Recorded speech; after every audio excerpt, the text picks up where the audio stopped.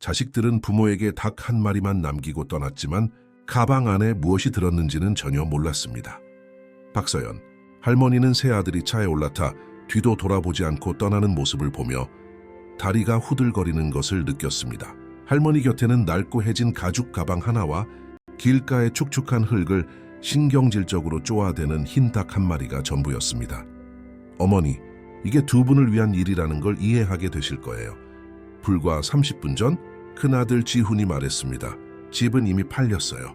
그 돈으로 어려움 없이 사실 수 있을 겁니다. 52년 결혼 생활의 동반자인 남편 김민준 할아버지가 닭을 가슴에 꼭 껴안는 서연 할머니의 팔을 붙잡았습니다. 강원도 시골의 작은 마을 청산리를 가로지르는 비포장도로 위로 이슬비가 내리기 시작했습니다. 서연 할머니의 검은 외투는 흠뻑 젖었고 민준 할아버지의 회색 모자도 마찬가지였습니다. 영감, 그들이 정말 가버렸어. 서연 할머니가 잠긴 목소리로 속삭였습니다. 우릴 아무것도 아닌 것처럼 여기에 버려두고 갔다고. 진정해, 할멈. 어떻게든 방법이 있겠지. 민준 할아버지가 대답했지만 그의 눈은 애써 감추려는 절망감을 드러내고 있었습니다.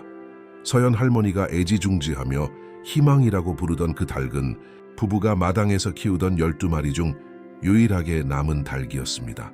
다른 닭들은 나머지 살림과 함께 모두 팔려나갔습니다. 지훈, 현우, 도윤 세 아들은 부모님과 한마디 상의도 없이 모든 것을 결정했습니다. 부부가 30년 넘게 살아온 작은 농장을 팔아버렸고 이유는 부모님이 더 이상 그곳을 돌볼 형편이 못 된다는 것이었습니다. 우리가 평생 이 땅에서 일했는데. 서연 할머니는 희망이를 더 꽉 껴안으며 중얼거렸습니다. 계란 팔고 장에 내다 팔 잼 만들어서 너희 셋을 키웠어. 이제 와서 우리가 쓸모없어졌다는 거구나. 민준 할아버지는 지훈이 바닥에 던져두고 간 가방을 쳐다보았습니다. 그것은 그의 아버지가 쓰시던 세월의 낡고 다른 바로 그 가방이었습니다. 지훈의 말에 따르면 아내는 옷가지 몇 개와 중요한 서류 몇 장이 전부라고 했습니다. 아들들은 매달 시내에 작은 방 하나 얻을 정도의 돈을 보내주겠다고 약속했습니다. 길은 텅 비어 있었습니다. 한쪽에는 벼가 심긴 논이 끝없이 펼쳐져 있었고 다른 한쪽에는 낡은 울타리가 인간의 드라마에는 무관심한 소 몇 마리가 풀을 뜯는 목초지를 구분짓고 있었습니다. 잿빛 하늘이 서연 할머니의 굽은 어깨를 짓누르는 듯했습니다. 52년이야 영감, 할머니가 말했습니다. 주름진 얼굴 위로 눈물이 빗물과 뒤섞여 흘러내렸습니다. 52년 동안 우리가 함께 모든 걸 일궜는데 그걸 아들들이 반나절 만에 부셔버렸어. 집만 판 게 아니야. 민준 할아버지가 쉰 목소리로 대답했습니다. 우리 인생 전체를 팔아넘긴 거지. 희망이가 마치 주인의 고통을 이해라도 한 듯 서연 할머니의 팔을 쪼았습니다. 그 흰 닭은 부부에게 단순한 가축 이상이었습니다. 마당에서 함께 아침을 맞는 동반자였고 손님이 오면 알려주었으며 서연 할머니가 계란을 거두면서 대화를 나누는 상대였습니다. 엔진 소리에 두 사람은 고개를 들었습니다. 낡은 트럭 한 대가 길모퉁이를 돌며 나타나 이슬비에 엉겨 붙는 흙먼지를 일으켰습니다. 트럭은 속도를 줄여 그들 옆에 멈췄습니다. 덥수룩한 수염에 기름때 묻은 모자를 쓴 50대 남자가 창문 밖으로 고개를 내밀었습니다. 어르신들, 도움이 필요하십니까? 그는 흠뻑 젖은 노부부와 바닥에 놓인 가방을 보며 물었습니다. 서연 할머니는 남은 손등으로 눈물을 닦으며 간신히 품위를 지키려 애썼습니다. 우리는 읍내로 가는 길이오. 할머니의 목소리가 떨렸습니다. 트럭 운전사는 주위를 둘러보았습니다. 근처에는 집 한 채, 차 한 대도 없었고 텅 빈 길과 흠뻑 젖은 노인 2명뿐이었습니다. 됐어요. 저도 청산리 읍내까지 갑니다. 중심계에 내려드릴 수 있어요. 그는 이미 문을 열며 말했습니다. 민준 할아버지가 무거운 가방을 들고 서연 할머니가 트럭 운전석에 오르는 것을 도왔습니다. 희망이는 놀랍도록 얌전히 할머니의 무릎에 자리를 잡았습니다. 운전사는 자신을 이성진이라고 소개했고 20년 넘게 이 길로 곡물을 운송해 왔다고 했습니다. 궁금해서 여쭙는 건 아닙니다만 두 분께 무슨 일이 있으셨습니까? 몇 분간 엔진 소리만이 공간을 채우는 침묵이 흐른 뒤 성진 씨가 물었습니다. 서연 할머니는 깊은 숨을 내쉬었습니다. 한편으로는 침묵하며 고통과 수치심을 간직하고 싶었지만 다른 한편으로는 너무나 지치고 힘들어서 털어놓고 싶었습니다. 우리 아들들이 우리한테 묻지도 않고 집을 팔아버렸어요. 할머니는 떨리는 목소리로 시작했습니다. 우리를 위한 거라고. 더는 우리가 혼자서 모든 걸 돌볼 수 없다고 하더군요. 우리가 어디서 살고 싶은지는 묻지도 않았고요. 성진 씨는 진심으로 충격받은 듯 보였습니다. 매달 읍내에 방 얻을 돈을 보내준다고 하더군요. 민준 할아버지가 씁쓸하게 끼어들었습니다. 매치 그렇게 우리 삶에서 우리를 뿌리 뽑아 아무데나 던져놓는 게 간단한 일인 것처럼 말이죠. 청취자 여러분, 이야기가 마음에 드신다면 좋아요를 누르고 특히 채널을 구독해주세요. 이제 막 시작하는 저희에게 정말 큰 힘이 됩니다. 계속해서 서연 할머니는 희망이의 부드러운 깃털을 쓰다듬었습니다. 그 닭은 그들이 알던 삶에서 남은 모든 것이었습니다. 닭은 언제나 할머니 일과의 일부였습니다. 어릴 적 시골집에서 어머니를 도울 때부터 닭을 돌보고 그들의 소리와 습성을 이해하는 법을 배웠습니다. 아주 젊은 나이에 민준 할아버지와 결혼했을 때 생활비의 보탬이 될 수 있었던 것도 바로 계란을 판 덕분이었습니다. 가실 곳은 있으세요? 성진 씨가 걱정스럽게 물었습니다. 아들들이 버스터미널 근처에 있는 여인숙을 얘기하더군요. 민준 할아버지가 대답했습니다. 초의 여사님이라고 아시는 분인가요? 네, 압니다. 소박한 곳이지만 최 여사님은 좋은 분이시죠. 성진 씨는 잠시 말을 멈췄습니다. 다만 문제가 하나 있습니다. 그분은 동물을 받지 않으세요. 서연 할머니는 희망이를 가슴에 더 꽉 껴안았습니다. 새로운 절망의 파도가 할머니를 덮쳤습니다. 나는 희망이와 헤어질 수 없어요. 할머니는 스스로도 놀랄 만큼 단호하게 말했습니다. 나한테 남은 건 이 아이뿐이라고요. 성진 씨는 백미러로 노부부를 바라보았습니다. 정직하게 살아온 노동자들이 인생의 풍패 짓밟힌 모습이었습니다. 그 모습은 마찬가지로 시골에서 늙어가신 자신의 부모님을 떠올리게 하며 그의 마음을 움직였습니다. 이렇게 하죠. 그가 말했습니다. 일단 여인숙으로 모셔다 드릴게요. 만약 초의 여사님께서 닭 때문에 문제를 삼으시면 제가 말씀드려 볼게요. 어떻게든 해결책을 찾아봅시다. 트럭이 청산리 읍내 입구로 들어서자 빗줄기는 더욱 거세졌습니다. 작은 읍내에는 오래된 보도블록길과 낡은 목조 가옥들, 그리고 몇몇 새로운 벽돌 건물이 있었습니다. 상가는 두 개의 주된 거리에 집중되어 있었고 여인숙은 낡은 버스터미널 근처의 좁은 골목에 있었습니다. 성진 씨는 빛바랜 노란색으로 칠해진 낡은 2층 집 앞에 차를 세웠습니다. 현관에 걸린 나무, 간판에는 초의 여인숙, 숙식, 제공이라고 쓰여 있었습니다. 서연, 할머니는 자신의 새 보금자리가 될 곳을 바라보며 가슴이 답답해지는 것을 느꼈습니다. 같이 가겠습니다. 성진 씨가 엔진을 끄며 말했습니다. 초의 여사님은 저를 몇 년째 알고 지내셨으니까요. 세 사람은 트럭에서 내렸습니다. 민준 할아버지는 무거운 가방을 들었고 서연 할머니는 희망이를 안았으며 성진 씨가 앞장섰습니다. 여인숙 문이 삐걱거리며 열리자 그들의 도착을 알렸습니다. 머리를 쪽지고 꽃무늬 앞치마를 두른 60대 여성이 부엌에서 나왔습니다. 어머, 이 기사님, 이게 웬일이세요? 그녀는 그를 반겼지만 이내 그녀의 시선은 흠뻑 젖은 노부부와 닭에게로 향했습니다. 여휴, 이게 무슨 상황이람? 최 여사님, 이분들은 김민준 어르신과 박서연 어르신입니다. 성진 씨가 소개했습니다. 방이 필요하신데 닭에 대해 뭐라고 하시기 전에 제가 설명해 드릴게요. 최 여사는 팔짱을 끼었고 이마에 약간 주름이 잡혔습니다. 나쁜 사람은 아니었지만 여인숙에는 그녀만의 규칙이 있었습니다. 헤이 기사, 내가 여기 동물 안 받는 거 알잖아요. 예전에 그것 때문에 골치 아팠던 적도 있고. 알죠, 압니다. 성진 씨가 서둘러 말했습니다. 하지만 이건 보통 상황이 아닙니다. 아들들이 말도 없이 집을 팔고는 길에다 버려두고 갔답니다. 이 닭이 서연 어르신께서 간신히 건진 전부라고요. 서연 할머니는 얼굴이 수치심으로 화끈거리는 것을 느꼈습니다. 68세의 여인인 자신이 낯선 이들의 친절에 의지하고 머물 곳과 닭과 함께 있게 해달라고 애원하고 있었습니다. 인생이 어쩌다 이 지경까지 이르게 되었을까? 부탁드립니다. 서연 할머니가 낮은 목소리로 말했습니다. 희망이는 아주 조용해서 계신 줄도 모를 겁니다. 제가 다 치울 테니 전혀 폐가 되지 않을 거예요. 초에 여사는 비에 젖어 풀어진 백발의 할머니가 아기를 안듯 닭을 품에 안고 있는 모습을 바라보았습니다. 유지하려던 냉정함에도 불구하고 그 모습은 그녀의 마음을 움직였습니다. 방은 아침 식사 포함해서 주에 10만 원입니다. 그녀는 한숨을 쉬며 말했습니다.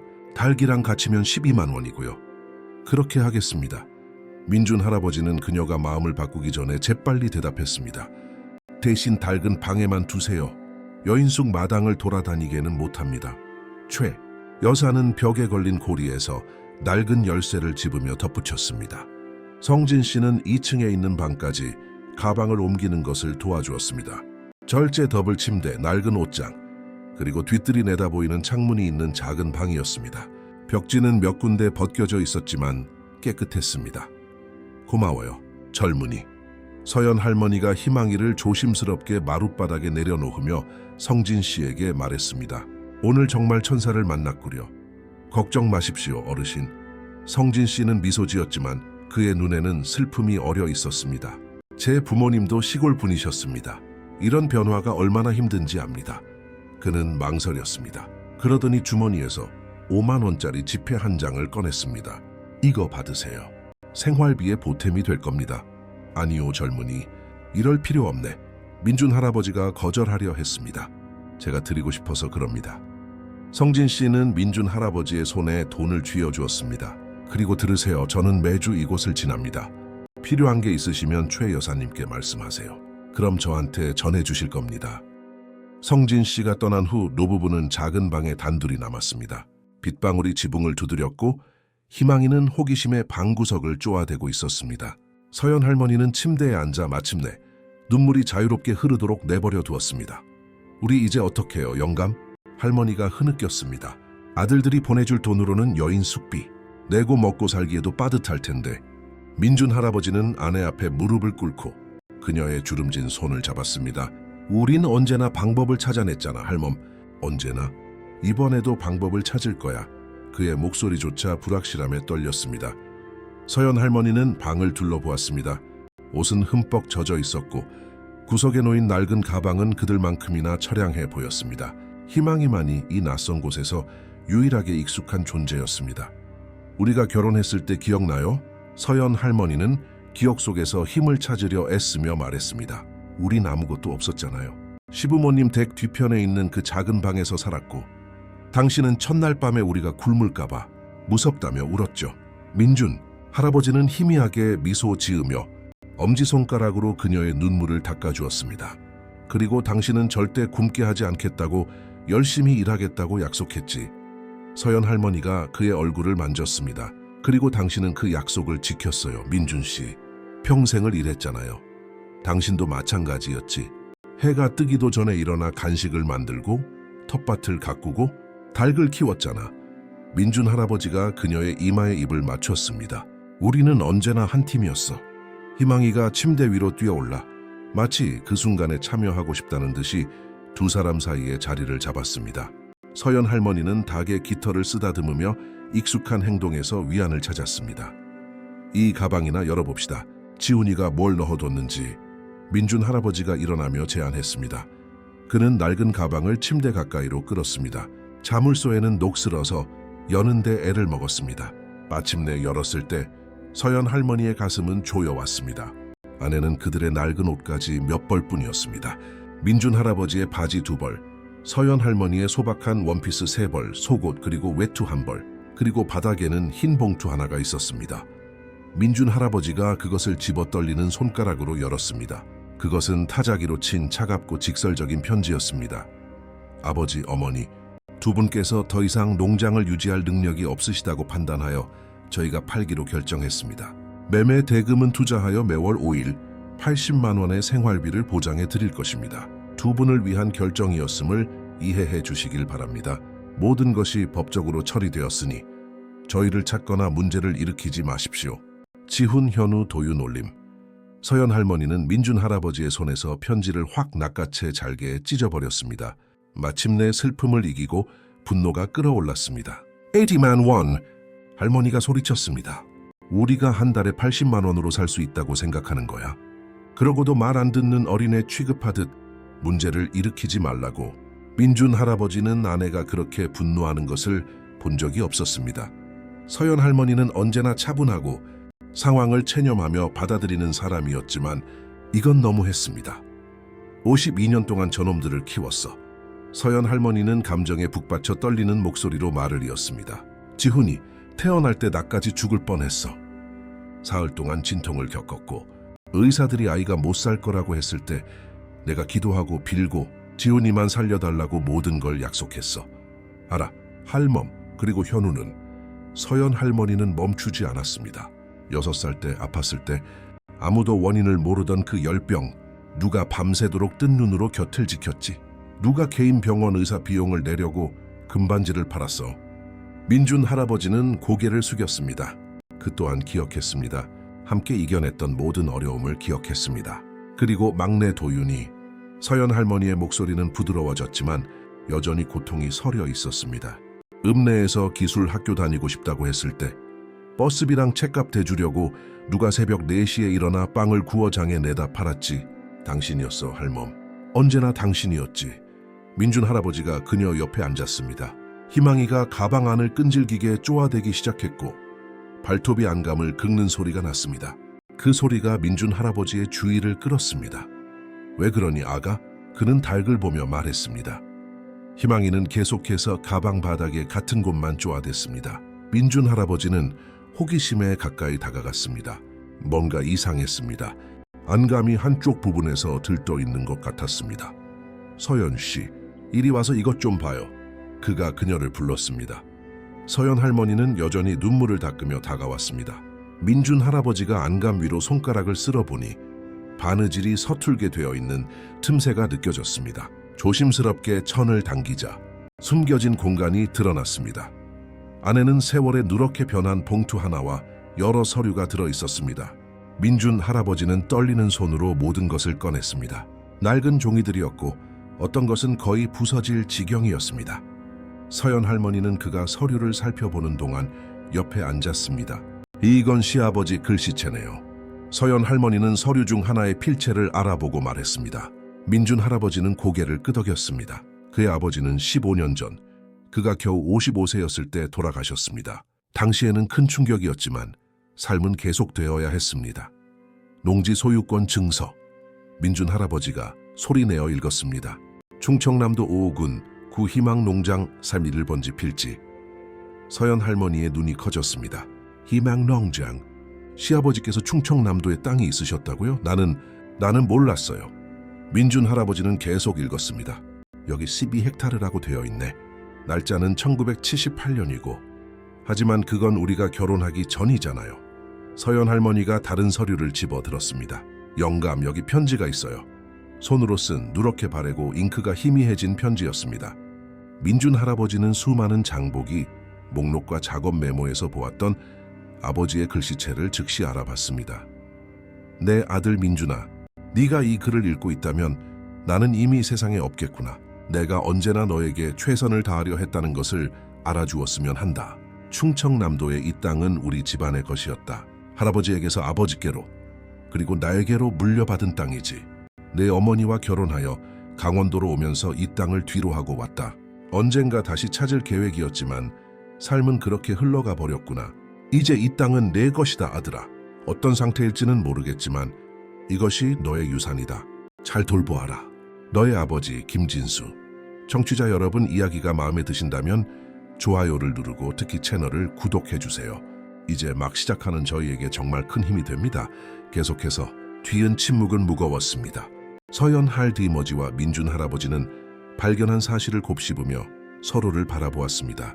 희망이가 비밀을 밝혀낸 것이 자랑스럽다는 듯이 다시 한번 가방을 쪼았습니다. 여보, 당신 이거 알고 있었어요? 서연 할머니가 낮은 목소리로 물었습니다. 전혀. 아버지는 충청남도 땅에 대해 한마디도 안 하셨어. 민준 할아버지가 서류를 다시 살폈습니다. 아버지는 과거에 대해 항상 함구하셨지. 그저 집안이 먼 곳에서 왔다고만 하셨어. 하지만 왜 당신에게 이걸 숨기셨을까요? 왜 이 서류들을 미리 주지 않으셨을까요? 민준 할아버지는 혼란스러워하며 고개를 저었습니다. 모르겠어. 어쩌면 내가 관심 없을 거라고 생각하셨을지도, 아니면 그 땅이 아무 가치가 없어서 헛된 희망을 주고 싶지 않으셨을지도 모르지. 서연 할머니는 소유권 증서를 들고 주에 깊게 읽었습니다. 관인 오래된 도장, 서명이 있었습니다. 진짜처럼 보였습니다. 이게 아직 가치가 있는지 알아봐야 해요. 그녀는 가슴 속에서 희망의 불꽃이 타오르는 것을 느끼며 말했습니다. 시아버지가 돌아가신 지 15년이 지났어요. 땅이 더 이상 존재하지 않거나 누군가 차지했을 수도 있어요. 아니면 정말 우리 것일 수도 있지. 민준 할아버지는 오랫동안 느끼지 못했던 감정, 바로 가능성을 느꼈습니다. 내일 이쪽 일에 밝은 사람을 찾아봐야겠어. 하지만 밤은 길고 불확실함으로 가득 찼습니다. 서연 할머니는 머릿속이 질문으로 가득 차 거의 잠을 이루지 못했습니다. 만약 땅에 가치가 있다면? 만약 다시 시작할 수 있다면? 만약 아들들이 알게 된다면? 다음 날 여인숙에서 간단한 아침 식사를 마친 후 민준 할아버지는 최 여사에게 변호사를 어디서 찾을 수 있는지 물었습니다. 중심계 윤 변호사님이 계시지. 그녀가 말했습니다.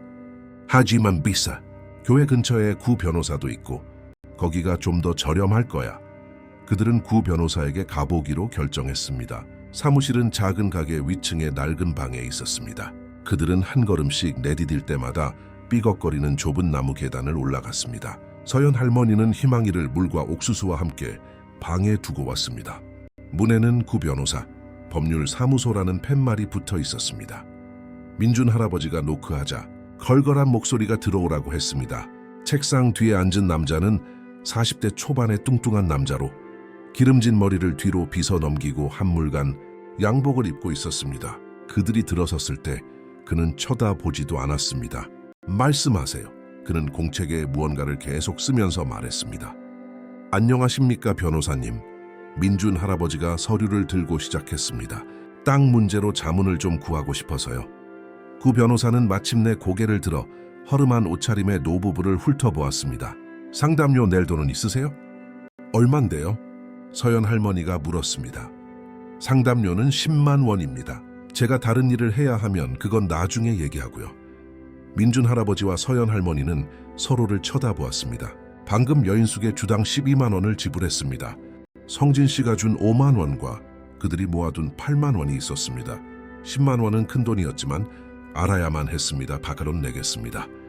민준 할아버지가 주머니에서 돈을 꺼내며 말했습니다. 변호사는 지폐를 받아 세지도 않고 서랍에 넣었습니다. 그러고 나서 서류를 받으려고 손을 내밀었습니다. 그는 서류를 빠르게 훑어보았지만 서연 할머니는 그가 소유권 증서를 읽을 때 그의 눈에서 다른 빛이 나는 것을 알아차렸습니다. 어디 봅시다. 구 변호사가 갑자기 더 흥미를 보이며 말했습니다. 두 분이 충청남도의 12헥타르의 땅을 소유하고 계시다고요? 그런 것 같습니다. 민준 할아버지가 대답했습니다. 아버지의 것이었습니다. 이 서류들을 숨겨두셨더군요. 그래서 뭘 원하십니까? 팔고 싶으세요? 아니면 가치가 있는지 알아보고 싶으세요? 아직 우리 것인지, 우리가 이 땅으로 무언가를 할 수 있는지 알고 싶습니다. 서연 할머니가 말했습니다. 변호사는 의자의 등을 기대고 책상 위에서 손가락을 까딱거렸습니다. 솔직히 말씀드리죠. 이 서류들은 아주 오래됐습니다. 아직 유효한지, 체납된 세금은 없는지, 누가 점유하고 있지는 않은지 이런 것들을 확인하는데 시간이 좀 걸릴 겁니다. 그리고 돈도 들 거고요. 얼마나요? 민준 할아버지의 가슴이 철렁했습니다. 모든 확인 절차를 거치고 관계기관의 서류를 제출하는데 한 200, 300만 원 정도 들 겁니다. 변호사는 어깨를 으쓱했습니다. 하지만 제가 한 가지 제안을 하죠. 이 서류들을 제가 맡아서 제 비용으로 확인 작업을 하겠습니다. 만약 일이 잘 풀려서 땅에 가치가 있다면 우리 반반씩 나누는 겁니다. 어떠세요? 서연 할머니는 뭔가 이상하다고 느꼈습니다. 이건 옳지 않아 보였습니다. 반반씩이요? 그녀가 되물었습니다. 하지만 땅은 우리 건데요. 네. 하지만 저 없이는 두 분은 그 권리를 행사할 수 없을 겁니다. 구 변호사는 미소 지었지만 그의 미소에는 온기가 없었습니다. 받아들이시거나 포기하시거나 둘 중 하나입니다. 생각 좀 해보겠습니다. 민준 할아버지가 서류를 되찾으려고 손을 뻗었습니다. 하지만 구 변호사가 더 빨랐습니다. 그는 서류 위로 손을 덮었습니다. 의미 생각하셨잖아요. 저를 믿고 거래를 하시든가 아니면 그냥 가셔서 이 땅은 잊어버리세요. 서류 돌려주세요. 서연 할머니의 목소리는 스스로도 놀랄 만큼 단호하게 나왔습니다. 무슨 서류요? 구 변호사가 냉소적인 미소를 지었습니다. 두 분은 아무것도 없이 들어오셨잖아요. 저는 어떤 서류도 본 적이 없는데요.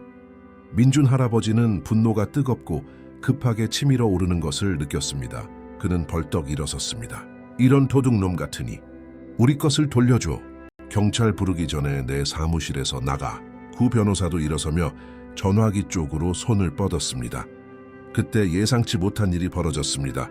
문이 갑자기 활짝 열리더니 희망이가 날개를 퍼덕이며 큰 소리로 꼬꼬대거리며 날아 들어왔습니다. 닭은 곧장 구 변호사에게로 날아가 그의 손을 세게 쪼았습니다. 이게 대체 뭐야? 구 변호사는 분노한 닭으로부터 자신을 방어하기 위해 서류를 놓치며 소리쳤습니다. 서연, 할머니는 시간을 놓치지 않았습니다. 민준 할아버지가 희망이를 붙잡는 동안 그녀는 책상 위에 서류들을 집었습니다. 두 사람은 사무실 밖으로 달려나가 노쇠한 다리가 허락하는 한 가장 빨리 계단을 내려갔습니다. 거기서 이 도둑놈들아, 구 변호사가 창문에서 소리쳤지만 그들은 이미 거리에 있었고 장을 보러 나온 사람들 사이에 섞여 사라졌습니다. 그들은 멀리 떨어진 작은 공원에 도착해서야 숨을 헐떡이며 멈췄습니다. 심장이 빠르게 뛰고 있었습니다. 희망이가 어떻게 방에서 나온 거지? 서연 할머니가 이제는 얌전해진 닭을 안고 물었습니다. 모르겠어. 하지만 우리를 구해줬지. 민준 할아버지는 서류를 확인했습니다. 모두 그 자리에 있었습니다. 이 닭은 천사가 틀림없어. 서연 할머니는 희망이를 힘껏 껴안았습니다. 네온 내 똑똑한 딸이야. 할머니는 닭에게 속삭였습니다. 저 남자가 나쁜 사람인 줄 알았지, 그렇지? 그들은 공원 벤치에 앉아 숨을 고르려 애썼습니다. 늦은 아침이었고 마침내 해가 나와 전날 내린 비로 생긴 웅덩이를 말리고 있었습니다. 이제 어떡하죠? 서연 할머니가 물었습니다. 아무도 믿을 수가 없어요. 이 읍내에 정직한 사람이 한 명쯤은 있겠지. 민준 할아버지는 주위를 둘러보았습니다. 공원은 소박했고 나무 벤치 몇 개와 한쪽에 오래된 교회, 중앙에는 정자가 있었습니다. 정장, 바지에 버튼다운 셔츠를 단정하게 차려입은 70대 신사 한 분이 그들에게 다가왔습니다.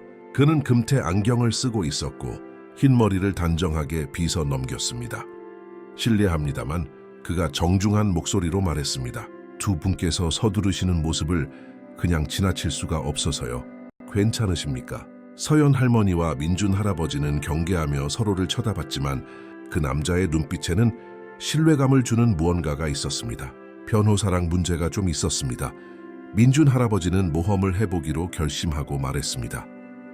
남자는 한숨을 쉬며 고개를 저었습니다. 구 변호사였겠군요. 그 사람에 대한 이야기는 많이 들었습니다. 그는 손을 내밀었습니다. 제 이름은 윤석현입니다. 저도 변호사입니다. 윤 변호사님, 서연 할머니는 초의 여사가 언급했던 이름을 기억해냈습니다. 선생님에 대해 들었습니다. 좋은 이야기였으면 좋겠군요. 그는 상냥하게 미소 지었습니다. 앉아도 되겠습니까? 그들이 벤치에 자리를 내주자 윤 변호사는 바지를 정돈하고 앉았습니다. 그래서 구 변호사가 두 분을 속이려고 했습니까? 그가 단도직입적으로 물었습니다. 민준 할아버지는 무슨 일이 있었는지 간략하게 이야기했습니다. 윤 변호사는 때때로 고개를 끄덕이며 귀에 깊게 들었습니다. 서류를 좀 봐도 되겠습니까? 그가 요청했습니다. 서연 할머니가 민준 할아버지를 보자 그는 고개를 끄덕였습니다. 그들은 서류를 윤 변호사에게 건넸습니다.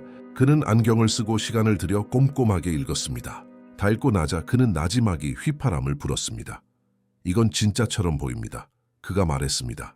1978년 소유권 증서, 관인 모든 것이 제대로 되어 있군요. 그리고 아버님의 것이었다고 하셨죠.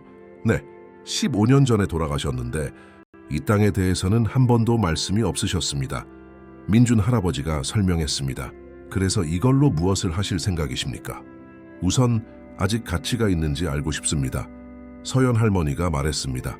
땅이 아직 우리 것인지요. 윤 변호사는 서류를 돌려주었습니다. 솔직히 말씀드리겠습니다. 네, 확인하는데 돈이 들 겁니다.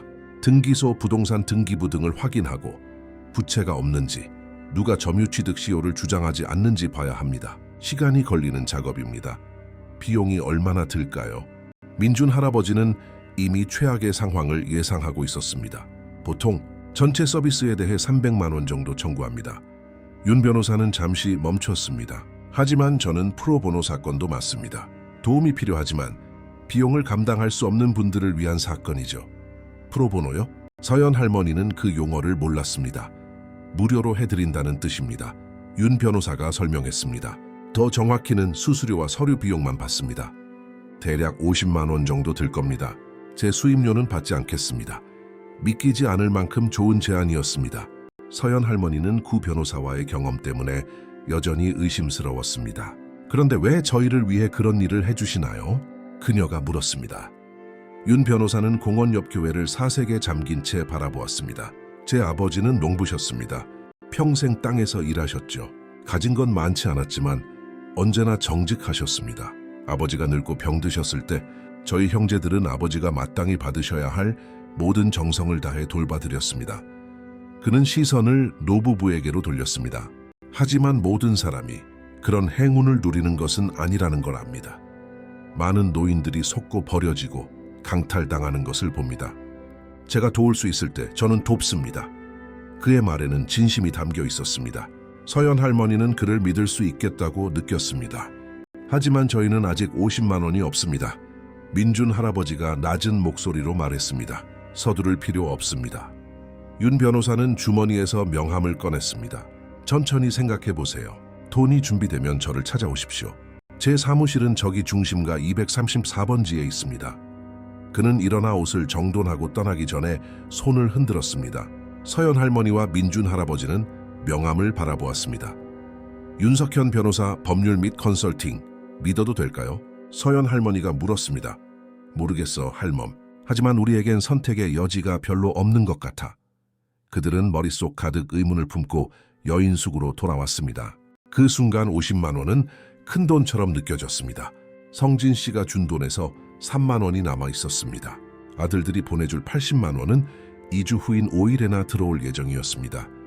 그날 밤 좁은 침대에 누워 희망이가 발치해서 잠든 가운데 서연 할머니가 침묵을 깼습니다. 우리가 돈을 벌기 위해 무언가 할 수 있을 거예요. 나는 찐빵 약과 옥수수빵을 만들 줄 알아요. 팔아볼 수 있을 텐데. 나는 임시직이라도 찾아볼게. 민준 할아버지가 말했습니다. 아직 팔에 힘은 있어. 하지만 당신 허리 안 좋잖아요, 영감.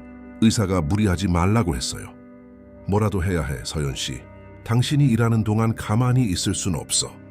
다음 날 서연 할머니는 해가 뜨기 전에 일어나 여인숙, 부엌으로 내려가 최 여사에게 부엌을 사용해도 되는지 허락을 구했습니다. 뭘 하려고? 여인숙 주인이 궁금해하며 물었습니다. 찐빵이요. 길에서 팔아보려고요. 서연 할머니가 설명했습니다. 장은 사흘 뒤인 토요일에나 서거든요. 최 여사는 잠시 생각했습니다. 그래도 이 길에 유동인구가 좀 있지. 상가에서 일하는 사람들 말이야. 아침에 간 만든 빵 찾는 사람들이 항상 있어. 서연 할머니는 평생 그 일을 해온 사람의 솜씨로 일했습니다. 반죽을 치대고 부풀게 두고 빵 모양을 빚었습니다. 첫 빵이 오븐에 들어가자 맛있는 냄새가 여인숙을 가득 채우기 시작했습니다. 초의 여사는 그 향기에 이끌려 내려왔습니다. 어머나 세상에, 정말 좋은 냄새네. 진짜 집에서 만든 빵 냄새를 맡아본 지가 얼마 만인지 어머니께서 가르쳐 주셨어요. 저도 제 아이들에게 가르쳐 줬지만 서연 할머니의 목소리가 갈라졌습니다. 하지만 그 애들은 이런 일에 관심이 없었죠. 초의 여사는 드물게 다정한 몸짓으로 그녀의 어깨를 토닥였습니다. 요즘 자식들은 옛날 같지 않아. 모든 걸 쉽게 얻으려고만 하지.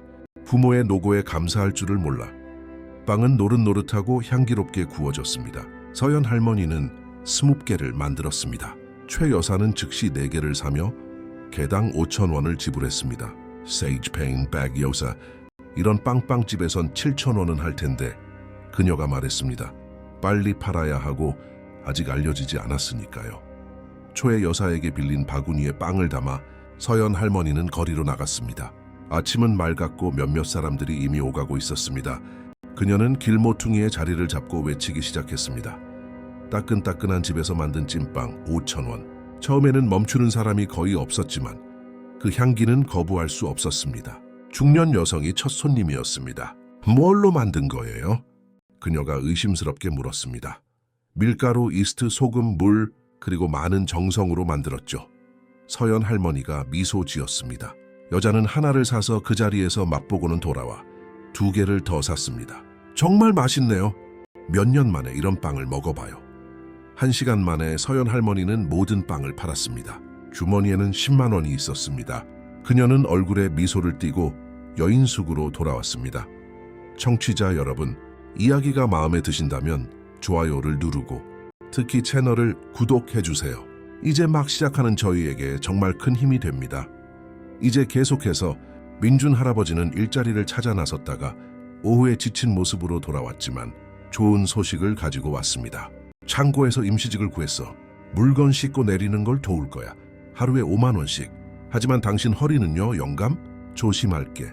그리고 필요한 돈을 모을 때까지 며칠만 하는 거니까. 다음 며칠 동안 그들은 일과를 정했습니다. 서연 할머니는 새벽에 일어나 빵을 만들어 오전에 팔았습니다. 민준 할아버지는 오후에 창고에서 일했습니다. 희망이는 방에 머물렀지만 때때로 서연 할머니가 함께 데리고 나가자 흰 닭은 거리에서 유명해지기 시작했습니다. 와, 닭이랑 같이 있는 빵 파는 할머니다. 아이들이 말했습니다.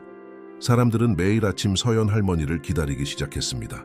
어떤 사람들은 다음 날 것을 주문하기도 했습니다. 그녀는 옥수수빵과 약과도 만들기 시작했고 그것들도 잘 팔렸습니다. 일주일 후 그들은 돈을 세었습니다. 42만 원이 있었습니다. 아들들에게서 받은 첫 생활비 80만 원이 계좌에 들어오면 50만 원을 낼 수 있을 것이었습니다. 하지만 서연 할머니의 마음속에는 의문이 있었습니다. 영감, 만약 이 땅이 아무 가치도 없으면 어떡하죠? 우리가 이 돈을 헛되이 쓰는 거라면요? 만약 가치가 있다면 서연 씨? 만약 이게 우리가 다시 시작할 기회라면? 다음 날 그들은 윤석현 변호사의 사무실로 갔습니다. 구 변호사의 사무실과는 매우 달랐습니다. 깨끗하고 정돈되어 있었으며 책장에는 법률 서적들이, 벽에는 자격증들이 걸려 있었습니다. 윤 변호사는 따뜻한 미소로 그들을 맞이했습니다. 저를 믿기로 결정하셨습니까? 그가 물었습니다. 단 결정했습니다. 민준 할아버지가 책상 위에 50만 원을 놓으며 말했습니다. 윤 변호사는 돈을 받아 세고 봉투에 넣었습니다. 이것으로 등기소 수수료, 등록세, 증명서 발급 비용을 충당할 겁니다. 오늘부터 바로 작업을 시작하겠습니다. 그는 그들이 가져온 서류를 받았습니다. 사본을 만들고 원본은 돌려드리겠습니다. 절대로 원본 없이 지내지 마십시오. 아시겠습니까? 그들은 몇 가지 서류에 서명하여 윤 변호사에게 그들을 대신하여 행동할 수 있는 위임장을 주었습니다. 변호사는 어려운 단어를 사용하지 않고 각 서류를 인내심 있게 설명해 주었습니다. 시간이 얼마나 걸릴까요? 서연 할머니가 물었습니다. 2-3주 정도요. 등기소의 처리 속도에 따라 다릅니다. 몇 주가 더디게 흘러갔습니다. 서연 할머니는 계속 빵을 팔았습니다. 민준 할아버지는 창고에서 계속 일했습니다. 그들은 여인숙에 의존하지 않고 자신들만의 작은 방을 얻을 생각으로 돈을 모으고 있었습니다. 어느 목요일 오후 윤 변호사가 여인숙에 나타났습니다. 최 여사는 방에 있던 부부를 불렀습니다. 윤 변호사님이 아래층에서 두 분을 뵙고 싶어 하세요. 그들은 초조한 마음으로 내려갔습니다. 윤 변호사는 팔 아래에 서류철을 끼고 거실에 있었습니다. 그의 표정은 심각했습니다. 앉으시죠, 그가 말했습니다. 서연 할머니의 심장이 쿵쾅거렸습니다. 나쁜 소식일까 그 땅은? 윤 변호사가 시작했습니다. 존재합니다. 부동산 등기부에서 확인한 결과 확실히 두 분의 것입니다. 하지만 민준 할아버지는 하지만이 있을 것을 직감했습니다. 하지만 그 땅은 현재 점유되어 있습니다. 8년 넘게 한 가족이 그곳에서 살고 있습니다. 그들은 땅을 경작하고 집을 지었습니다. 그럼 우리가 권리를 잃은 건가요? 서연 할머니는 눈물이 맺히는 것을 느꼈습니다. 아닙니다. 농지에 대한 점유 취득 시효는 10년입니다. 그들은 8년 동안 그곳에 있었습니다. 두 분은 여전히 합법적인 소유주입니다. 윤 변호사는 서류철을 열었습니다. 하지만 한 가지 더 있습니다. 이 땅의 가치가 매우 올랐습니다. 충청남도 그 지역이 개발되고 있습니다. 그곳의 땅을 사려는 사람들이 있습니다. 두 분의 12헥타르는 최소 2억 원의 가치가 있습니다. 침묵. 서연 할머니와 민준 할아버지는 들은 말을 믿을 수 없다는 듯이 서로를 쳐다보았습니다. 2억 원?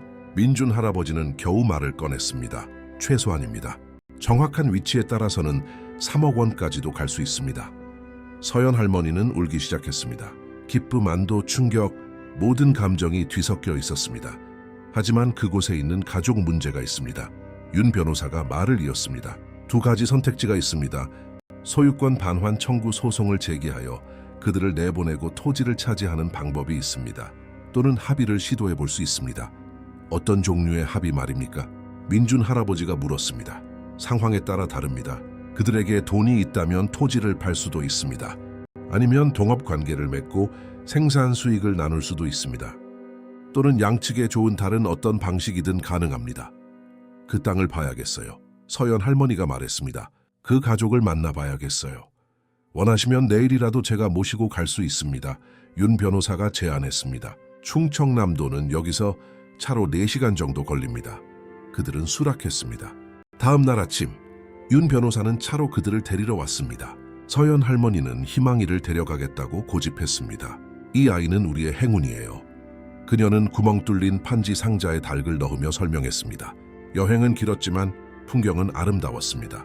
푸른 들판, 멀리 보이는 산, 파란 하늘. 서연 할머니는 창밖을 내다보며 인생이 얼마나 빨리 변할 수 있는지 생각했습니다. 그들은 이른 오후에 충청남도에 도착했습니다. 윤 변호사는 주소와 좌표를 가지고 있었습니다. 그들은 하티을번지 필지에 도착할 때까지 비포장 도로를 따라갔습니다. 아름다운 곳이었습니다. 소박한 목조주택, 텃밭에 있는 마당, 흙을 쪼는 몇 마리의 닭, 그리고 차가 멈추자 지지러운 잡종가의 한 마리, 그리고 주변에는 옥수수와 콩이 심어진 땅이 있었습니다. 40대 여성 한 분이 집에서 나와 천에 손을 닦았습니다. 그녀의 얼굴은 햇볕과 걱정으로 그을려 있었습니다. 그녀 뒤에는 3명의 아이가 호기심에 찬 눈으로 바라보고 있었습니다. 누구시죠? 그녀가 의심스럽게 물었습니다. 윤 변호사는 차에서 내려 자신을 변호사라고 소개했습니다. 여자는 창백해졌습니다. 저희를 쫓아내려 오셨나요? 그녀가 떨리는 목소리로 말했습니다. 진정하세요. 윤 변호사는 평화의 신호로 손을 들었습니다. 아이분들은 김민준 어르신과 박서연 어르신입니다. 이 땅의 합법적인 소유주이십니다. 여자는 문틀에 기대었고 다리가 후들거렸습니다. 제발, 저희는 갈 곳이 없어요. 남편은 몹시 아파요. 저희는 몇 년 동안 이 땅을 돌봐왔어요. 이게 저희의 전부입니다. 서연 할머니는 희망이를 안고 차에서 내렸습니다. 그녀는 여자에게 다가갔습니다. 이름이 어떻게 되시오, 따님? 그 말씀 수진입니다. 이수진이요. 수진 씨. 우리는 누구를 집에서 쫓아내려고 온 게 아니오. 서연 할머니는 친절하게 말했습니다. 그저 이곳을 한번 보고 싶었을 뿐이오. 수진 씨는 손등으로 눈물을 닦았습니다. 제 남편 준호 씨가 이 버려진 땅을 발견했어요. 주인이 있는 줄은 몰랐습니다. 국유지인 줄 알았죠. 농사를 짓기 시작했고 우리 손으로 집을 지었습니다. 얼마나 되셨소? 민준 할아버지가 물었습니다. 8년이요. 8년 동안 정말 힘들게 일했습니다. 들어가도 될까요? 서연 할머니가 부탁했습니다. 이야기를 좀 나누고 싶습니다. 수진 씨는 망설였지만 결국 동의했습니다. 집안은 소박했지만 깨끗했습니다. 낡은 가구였지만 잘 관리되어 있었습니다. 45세쯤 되어 보이는 마른 남자가 소파에 누워 있었습니다. 그의 얼굴은 창백했고 숨을 헐떡이고 있었습니다. 준호 씨, 손님 오셨어요. 수진 씨가 말했습니다. 남자는 일어나려 했지만 그러지 못했습니다. 서연 할머니가 다가갔습니다. 누워 계시오, 젊은이. 일어나지 않아도 돼요. 누구십니까? 준호 씨가 약한 목소리로 물었습니다. 나는 서연이요. 이쪽은 내 남편 민준이고, 그리고 얘는, 그녀는 닭을 보여주며 말했습니다. 희망이라고 하오. 아이들이 닭에 대한 호기심으로 다가왔습니다. 언제나 온순한 희망이는 아이들이 깃털을 쓰다듬게 내버려 두었습니다.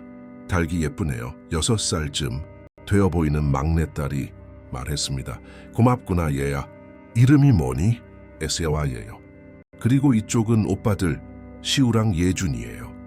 서연 할머니는 아이들에게 미소 지으며 가슴이 찡해지는 것을 느꼈습니다. 아이들은 너무나 작고 순수했습니다. 윤 변호사는 수진 씨와 준호 씨에게 모든 상황을 설명했습니다. 땅은 민준 할아버지의 것이었지만 그들은 점유취득 시효를 거의 완성할 뻔한 8년 동안 그곳에 있었습니다. 저희는 몰랐어요. 수진 씨는 반복했습니다. 주인이 있는 줄 정말 몰랐어요. 준호 씨는 심하게 기침하기 시작했습니다. 수진 씨는 달려가 그를 도왔습니다. 우연 폐에 문제가 있어요. 그녀는 남편의 등을 문지르며 설명했습니다. 몇 달 전부터 이 기침이 멈추질 않아요. 보건소에 갔지만 거기서는 할 수 없는 검사가 필요하다고 하더군요. 개인 병원에 갈 돈은 없고요. 서연 할머니는 주위를 둘러보았습니다. 인생의 어려움에 처한 정직한 노동자 가족임이 분명했습니다. 또 그녀는 자신의 아들들이 자신과 민준 할아버지를 어떻게 대했는지 떠올렸고 여기 이 가족은 살아남기 위해 싸우고 있었습니다. 무엇을 심으시오? 민준 할아버지가 물었습니다. 옥수수, 콩, 그리고 채소 몇 가지요. 수진 씨가 대답했습니다. 읍내장에서 조금 팔아요. 돈이 많이 되지는 않지만 저희가 할 수 있는 전부입니다. 수학이 좋으면 준호 씨 치료비를 댈 수 있나요? 서연 할머니가 물었습니다. 수진 씨는 고개를 숙였습니다. 옥수수 수확을 기다리고 있었어요. 잘 팔리면 적어도 몇 가지 검사는 할 수 있을지도 몰라요. 서연 할머니와 민준 할아버지는 서로를 바라보았습니다. 그 가족에게서 그들의 마음을 깊이 움직이는 무언가가 있었습니다. 어쩌면 그것은 정직한 노력, 그들 사이의 사랑, 아이들에 대한 보살핌이었을지도 모릅니다. 바로 그들의 아들들이 보여주지 않았던 모든 것이었습니다. 이야기 좀 해야겠어요. 서연 할머니가 윤 변호사에게 말했습니다. 그들은 밖으로 나갔습니다. 아이들은 희망이를 데리고 마당에 다른 닭들을 보러 갔습니다. 윤 변호사님, 서연 할머니가 시작했습니다. 우리는 이 가족을 여기서 쫓아내고 싶지 않아요. 하지만 서연 어르신, 이 땅은 큰 돈이 됩니다. 윤 변호사가 상기시켰습니다. 못 갈아요. 그리고 우리도 그 돈이 필요하고요. 그녀는 민준 할아버지를 보았고 그는 고개를 끄덕였습니다. 넵타우스야. 하지만 이런 식으로는 아니에요. 어린아이들과 아픈 아버지가 있는 가족의 보금자리를 빼앗으면서까지는 아니에요. 그럼 어떻게 하실 생각이십니까? 민준 할아버지가 설명했습니다. 동업을 할까 생각 중입니다. 그들은 계속 땅에서 일하고요. 우리는 소유주로서 참여하고 수익을 반반씩 나누고 준호 씨 치료비를 돕는 겁니다. 두 분께서 정말 관대하시군요. 윤 변호사가 말했습니다. 관대한 게 아니에요, 서연. 할머니가 정정했습니다. 마마나리 보버 마이시디다. 옳은 일을 하는 것뿐이에요. 그들은 안으로 돌아가 수진 씨와 준호 씨에게 제안을 설명했습니다. 여자는 감동의 눈물을 흘리기 시작했습니다. 이마치, 저희를 위해 그렇게 해주시겠다고요. 저희는 두 분께 낯선 사람인데 오늘은 낯설지만 서연 할머니가 말했습니다. 동업자가 될 수도 있고 어쩌면 친구가 될 수도 있겠지요. 준호 씨는 약한 몸에도 불구하고 민준 할아버지에게 손을 내밀었습니다. 받아들이겠습니다. 그리고 열심히 일하겠습니다. 어르신께서 보시게 될 겁니다. 의심하지 않네, 젊은이. 윤 변호사는 동업 계약서를 준비했습니다. 수진 씨와 준호 씨가 땅에 살면서 일할 권리를 갖는 것으로 명시되었습니다. 수익은 반반씩 나누기로 했습니다. 민준 할아버지와 서연 할머니는 준호 씨의 의료비를 돕기로 했습니다. 다음 며칠 동안 그들은 청산리로 돌아왔지만 이제는 새로운 희망을 품고 있었습니다. 다음 수확의 수익 분배로 그들은 수입이 생길 것이었습니다. 많지는 않겠지만 품위 있게 살아갈 만큼은 충분했습니다. 그러나 인생은 더 많은 반전을 준비하고 있었습니다. 2주 후 민준 할아버지는 그들이 가진 낡은 휴대폰으로 전화를 받았습니다. 큰아들 지훈이었습니다. 아버지, 땅을 찾으셨다는 소식을 들었어요. 민준 할아버지의 심장이 얼어붙었습니다. 지훈이가 어떻게 알았을까? 누가 그러더냐? 준영이 형이요. 충청남도에 사는데 거기서 두 분을 봤대요. 읍내에서 김씨 집안 땅에 대한 소문이 돌았다고 하더라고요. 민준 할아버지는 눈을 감았습니다. 준영 몇 년 동안 연락이 끊겼던 형의 아들이었다. 그래서 뭘 원하느냐, 지훈아? 당연하죠, 아버지. 저희도 아들이잖아요. 유산에 대한 권리가 있다고요. 유산? 너희는 우리한테 묻지도 않고 우리 집을 팔아버렸어. 우리를 개처럼 길거리에 내버려 두고 이제 와서 유산 얘기를 해? 그런 게 아니었어요, 아버지. 두 분을 위해 최선의 선택을 한 거예요. 너희를 위한 최선이었겠지. 민준 할아버지는 전화를 끊었습니다. 서연 할머니는 그 대화를 들었습니다. 그녀의 얼굴은 창백했습니다. 네, 그들이 우리를 찾아올 거예요, 영감. 분명히 그럴 거예요. 그리고 그들은 왔습니다. 3일 후 세 아들 모두 여인숙에 나타났습니다. 지훈, 현우, 도윤, 그들은 노크도 없이 들어와 부모님의 방으로 직행했습니다. 어머니, 아버지, 이야기 좀 해야겠어요. 지훈이 아무 일도 없었다는 듯이 말했습니다. 무슨 이야기? 민준 할아버지는 침대에 앉아 있었고 서연 할머니는 옆에서 희망이를 안고 있었습니다. 충청남도 그 땅에 대해서요, 현우가 말했습니다. 우리도 그 일부에 대한 권리가 있어요. 너희는 아무 권리도 없어. 서연 할머니가 일어서며 단호한 목소리로 말했습니다. 버리 자선머에 그 땅은 너희 할아버지의 것이었고 너희 아버지에게 남겨주신 거야. 너희들 것인 건 아무것도 없어. 법은 다르게 말해요, 어머니. 도윤이 주머니에서 서류 몇 장을 꺼냈습니다. 변호사한테 상담받았어요. 아들로서 아버지의 재산 상속권이 있다고요. 하지만 나는 아직 살아있어. 민준 할아버지가 소리쳤습니다. 아니면 나를 이미 묻어놓고 알려주지 않은 거냐? 아베오지, 극적으로 굴지 마세요. 지훈이 말했습니다. 우리는 단지 공정한 것을 원할 뿐이에요. 아들 각자에게 3분의 1씩. 그럼 우리는 뭘 갖지? 서연 할머니는 분노의 눈물을 느꼈습니다. 너희는 이미 모든 걸 가져갔어. 우리 집, 우리 삶, 우리 존엄성. 그리고 아직도 더 원해? 이렇게 하죠. 쉽게 갑시다. 현우가 서류철을 열었습니다. 우리는 절반만 갖는 것에 동의할게요. 두 분이 나머지 절반을 가지세요. 우리 것의 절반이라니. 민준 할아버지는 어이없이 웃었습니다. 참 관대하기도 하구나. 논쟁은 격해졌습니다. 아들들은 권리, 법, 상속에 대해 주장했습니다. 서연 할머니와 민준 할아버지는 저항했습니다. 그때 서연 할머니의 무릎에 있던 희망이가 갑자기 버둥거리며 빠져나갔습니다. 희망아! 서연 할머니가 소리쳤지만 닭은 이미 열린 창문으로 날아가 버렸습니다. 내 닭! 서연 할머니는 창문으로 달려갔습니다. 희망이는 여인숙 뒤뜰에 있었습니다. 닭은 잊어버리세요, 어머니. 지훈이 말했습니다. 지금은 중요한 돈 얘기를 하고 있잖아요.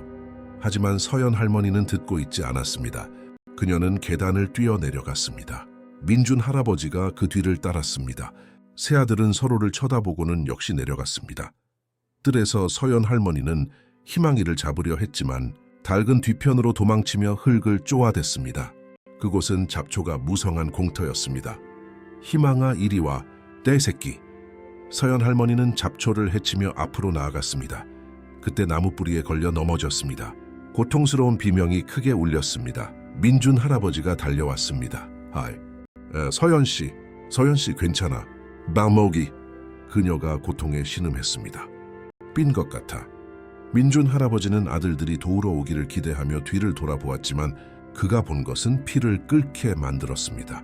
지훈, 현우, 도윤은 여인숙 문 앞에 서서 서로 논쟁하고 있었습니다. 우리가 도와야 하는 거 아니야? 도윤이 말했습니다. 아버지가 해결하게 둬. 우리는 땅에 집중해야 해. 지훈이 대답했습니다. 하지만 정말 다치셨을 수도 있어. 현우는 망설이는 듯 보였다 할지. 그래서 뭐 그게 우리 상속권에 대해 아무것도 바꾸지 않아. 민준 할아버지는 들은 것을 믿을 수 없었습니다. 자신의 아들들이 어머니가 다쳐서 바닥에 쓰러져 있는 동안 돈 얘기를 하며 논쟁하고 있다니. 이 악마 같은 놈들. 그가 그들을 향해 소리쳤습니다. 우리 딸들의 모니모 액티비즘 가버려. 여기서 나가고 다시는 나타나지 마. 도와주러 온 것은 최 여사였습니다. 그녀와 민준 할아버지는 서연 할머니가 안으로 들어가는 것을 도왔습니다. 발목은 붓고 멍이 들었습니다. 병원에 가봐야겠네. 최 여사가 말했습니다. 택시를 부를게. 제가 모실게요. 여인숙에 두고 간 물건을 찾으러 막 도착한 성진 씨가 말했습니다. 그들은 서연 할머니를 응급실로 데려갔습니다. 세 아들은 떠났지만 떠나기 전에 지우는 최 여사에게 메시지를 남겼습니다. 변호사와 함께 다시 오겠습니다. 병원에서 엑스레이 촬영 후 서연 할머니는 발목이 골절된 것을 알게 되었습니다. 6주 동안 깁스를 해야 했습니다. 울지마 할멈. 민준 할아버지가 그녀의 손을 잡았습니다. 우리가 어떻게든 해결할 거야. 희망이가 서연 할머니가 흐느꼈습니다. 마너딕, 내 희망이를 잃어버렸어. 여인숙에 돌아가면 찾을 수 있을 거야. 찾을 수 있어. 하지만 그럴 필요가 없었습니다. 그들이 돌아왔을 때는 이미 밤이었고 방문 앞에는 희망이가 그들을 기다리고 있었습니다. 닭은 서연 할머니에게 달려가 걱정을 끼친 것에 대해 사과라도 하듯 그녀의 품에 안겼습니다. 요 돌아왔구나. 서연 할머니가 닭을 껴안았습니다. 내 똑똑한 아이가 돌아왔어. 그날 밤 서연 할머니는 깁스한 다리로, 희망이는 발치에서 잠든 채 침대에 누워 민준 할아버지는 결정을 내렸습니다. 내일 윤 변호사님을 찾아가자. 아들들 얘기를 하고 그들이 정말로 무엇을 할 수 있는지 알아보자. 다음 날 아침 그들은 윤석현 변호사의 사무실로 갔습니다. 서연 할머니는 목발을 짚고 민준 할아버지는 희망이를 안고 있었습니다. 윤 변호사는 아들들이 나타난 이야기, 서연 할머니의 낙상, 그들의 경멸적인 태도에 대한 모든 이야기를 들었습니다. 법적으로 그들이 한 가지 점에서는 맞습니다. 윤 변호사는 말을 고르며 말했습니다. 민준 어르신께서 돌아가시면 재산은 서연 어르신과 새 아드님 사이에 분할될 것입니다. 법이 그렇게 되어 있습니다. 하지만 난 아직 죽지 않았어. 민준 할아버지가 책상을 쳤습니다. 이 땅은 내 것이야. 내가 원하는 대로 할 수 있어. 정확합니다. 그리고 그것이 제가 제안하는 바입니다. 살아계실 때 절반을 서연 어르신께 증여할 수 있습니다. 그러면 어르신께서 돌아가시더라도 어르신의 절반만 상속 재산에 포함됩니다. 나머지는 이미 어르신 부인의 것입니다. 그리고 아드님들은 상속 재산에 포함된 절반의 일부에 대한 권리를 갖게 되지만 그들이 지금 원하는 것보다는 훨씬 적을 겁니다. 그렇게 합시다. 민준 할아버지가 결정했습니다. 모든 것을 그녀의 이름으로도 하고 싶소. 서류가 준비되었습니다.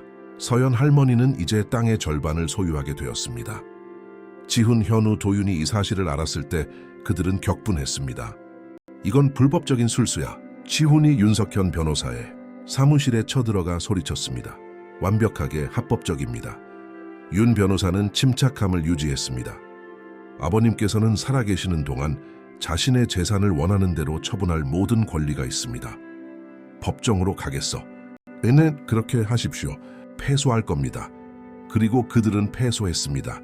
사건을 분석한 판사는 세 형제가 살아있는 부모를 착취하려 한 것에 대해 꾸짖기까지 했습니다.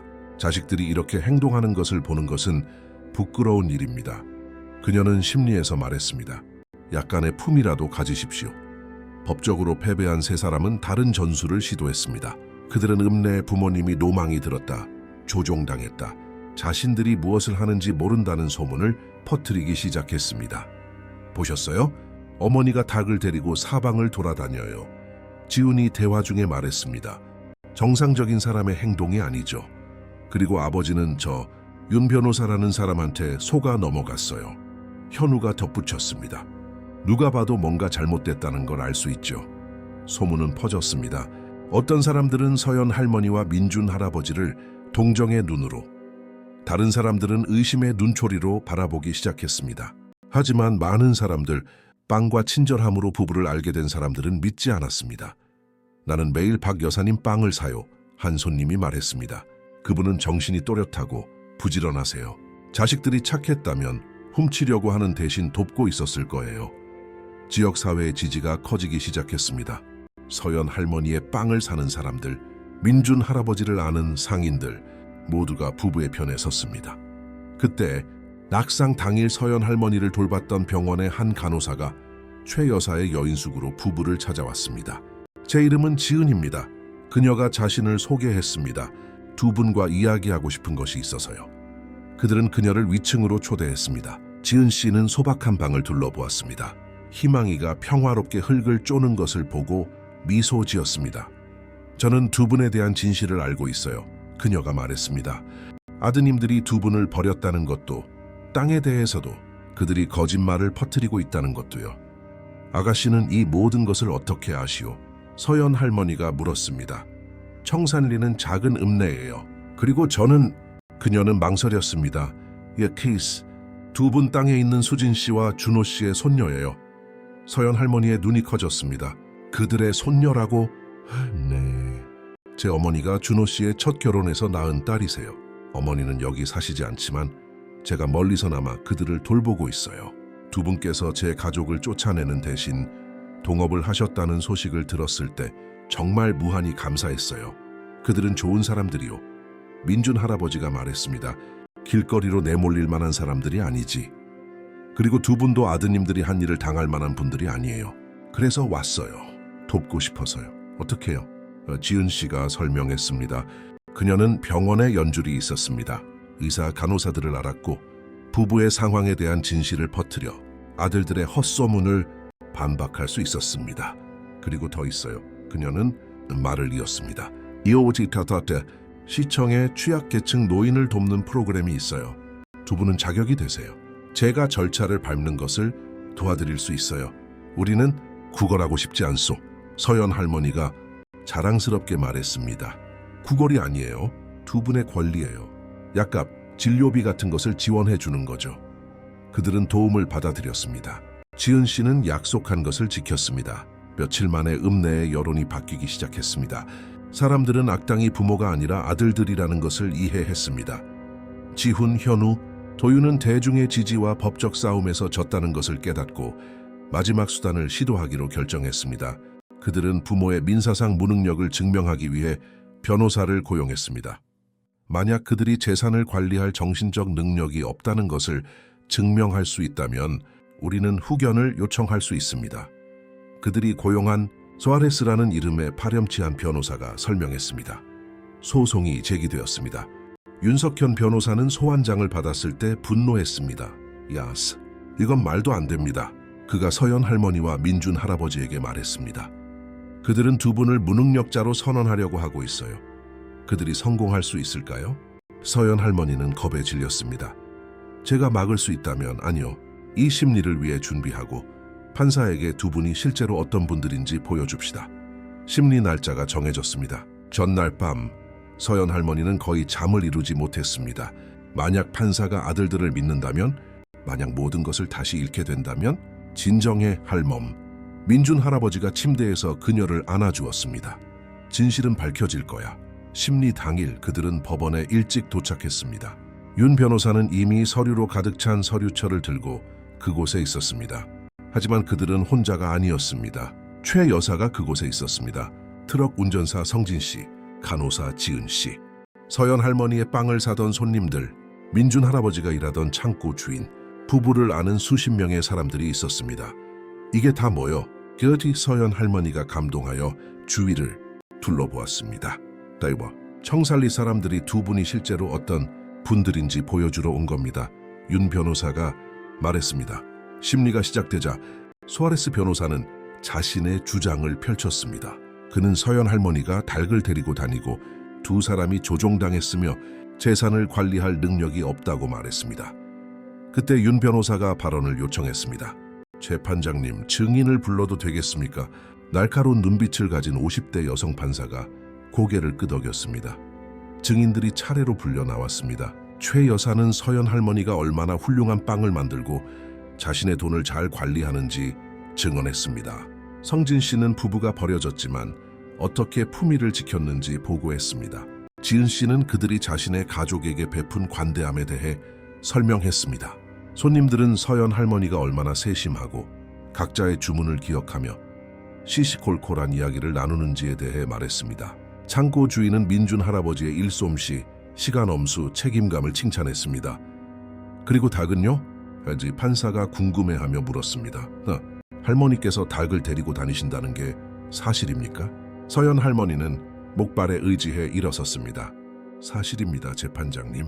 희망이는 제 동반자입니다. 제 아들들이 제 모든 것을 빼앗아 갔을 때 그 아이는 남았습니다. 그리고 제 시아버지께서 남기신 땅 문서를 찾아준 것도 그 아이였습니다. 그녀는 잠시 멈췄습니다. 이상하게 들릴 수 있다는 거 압니다. 하지만 희망이와 함께 있으면 마음이 평화로워집니다. 그것이 저를 무능력하게 만드나요? 파리투드인자 판사는 서연 할머니를 관찰했습니다. 그녀는 어렵게 서 있는 68세의 여인이었지만 눈은 맑고 단호했습니다. 정신적 혼란도 노망의 기미도 없었습니다. 그러고 나서 그녀는 반대편에 앉아있는 세 아들을 보았습니다.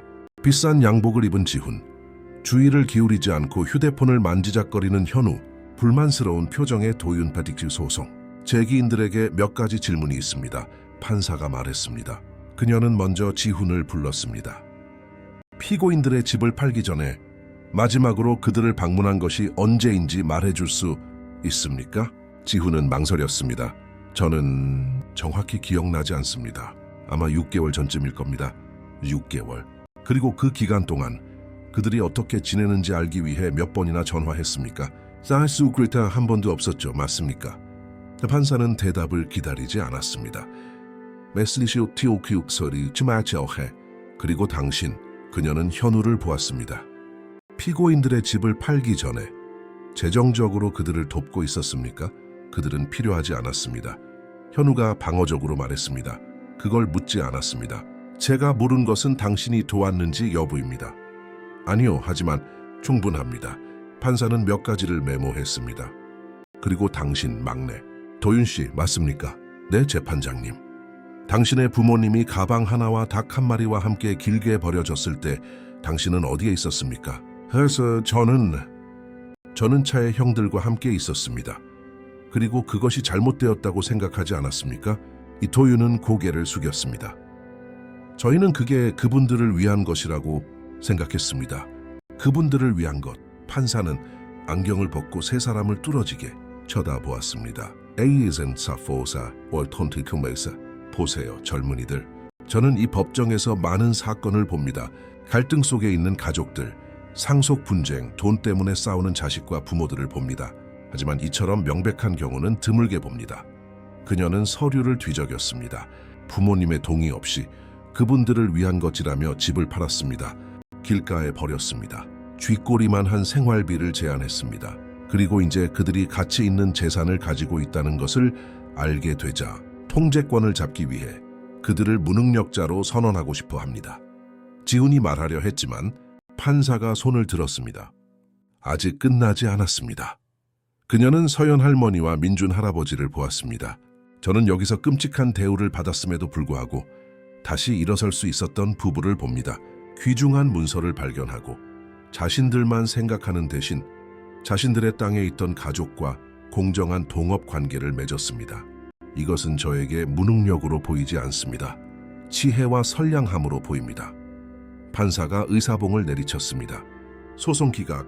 원고들은 소송 비용과 변호사 수임료를 지불하도록 명합니다. 그리고 더 그녀는 세 아들을 엄하게 쳐다보았습니다. 당신들이 운이 좋다는 것을 알아두십시오. 당신들이 한 모든 일에도 불구하고 당신들에게 불리한 어떤 요구도 하지 않은 부모를 둔 행운 말입니다.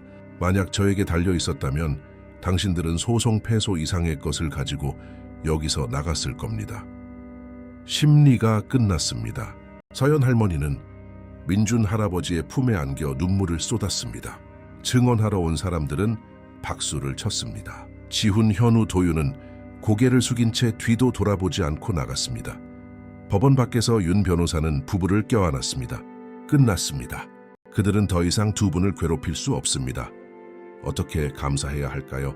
민준 할아버지가 말했습니다. 살아가시는 것, 행복하게 지내시는 것, 그것만으로도 충분한 감사입니다. 다음 몇 주 동안 삶은 정상으로 돌아가고 있었습니다. 서연 할머니의 발목은 나았습니다. 그들은 계속 빵을 팔고 일했습니다. 수진 씨의 보고에 따르면 충청남도의 수학은 순조로웠습니다. 어느 일요일 오후 막내 아들 도윤이 여인숙에 나타났습니다. 혼자였습니다. 그의 눈은 운 것처럼 붉었습니다. 아버지, 어머니, 이야기 좀 할 수 있을까요? 서연 할머니와 민준 할아버지는 서로를 쳐다보았습니다. 모든 일이 있은 후에도 그들은 여전히 경계했습니다. 뭘 원하느냐, 도윤아? 민준 할아버지가 조심스럽게 물었습니다. 용서를 구하고 싶어서요. 그의 목소리가 갈라졌습니다. 제가 모든 걸 망쳤어요. 형들 말을 들었어요. 그들이 옳다고 믿었지만 아니었어요. 그리고 저는 끔찍한 아들이었어요. 서연 할머니의 가슴이 찡했습니다. 모든 아들 중에서 도윤은 그녀와 가장 가까웠습니다. 그녀가 더 많은 밤을 재워준 막내, 항상 조언을 구하러 오던 아이, 왜 그랬니 아들아? 그녀는 이미 흐르는 눈물과 함께 물었습니다. 제가 약해서요? 저는 항상 형들에게 영향을 받았어요. 지훈이 형이 두 분이 늙었고 더 이상 집을 돌볼 수 없으니 결정하는 것이 우리의 책임이라고 말했어요. 그리고 저는 믿었어요. 도윤은 부모님 앞에 무릎을 꿇었습니다. 하지만 제가 틀렸어요. 너무나 틀렸어요. 민준 할아버지는 침묵을 지켰습니다. 그에게는 용서하기가 더 어려웠습니다. 일어나거라 얘야, 서연 할머니가 말했습니다. 그렇게 용서를 구하는 게 아니야. 도윤은 일어나 눈물을 닦았습니다. 제가 자격이 없다는 걸 알아요. 하지만 언젠가 저를 용서해 주실 수 있을까요? 서연 할머니는 민준 할아버지를 보았습니다. 그는 망설이고 있었고 그녀는 그것을 보았습니다. 하지만 그녀는 또한 그의 고통, 적어도 한 아들이라도 되찾고 싶은 그의 소망도 보았습니다. 용서하는 것과 서연 할머니가 말했습니다. 있는 것은 다른 문제야. 우리는 너를 용서할 수 있어, 도윤아. 하지만 신뢰는 그건 네가 다시 얻어야 할 거야. 그럴게요. 맹세코 그럴게요. 도윤은 절망적으로 보였습니다. 제가 증명하게 해주세요. 제가 변했다는 것을 보여드리게 해주세요. 어떻게? 민준 할아버지가 마침내 말했습니다. 두 분이 원하시는 대로요. 일이든 도움이든 뭐든지요. 결정한 것은 희망이었습니다. 구석에 있던 닭이 도윤에게 다가가 그의 신발을 쪼았습니다. 공격하지도 도망가지도 않았습니다. 그저 부드럽게 쪼았을 뿐입니다. 서연 할머니가 미소 지었습니다. 희망이도 너에게 기회를 주는구나. 다음 몇 달 동안 도윤은 자신이 변했다는 것을 증명했습니다. 그는 매일 부모님을 찾아와 필요한 것을 도왔습니다. 그는 충청남도에 가서 수진 씨와 준호 씨를 만나고 수학을 도왔습니다. 착한 청년이에요. 수진 씨가 방문했을 때 서연 할머니에게 말했습니다.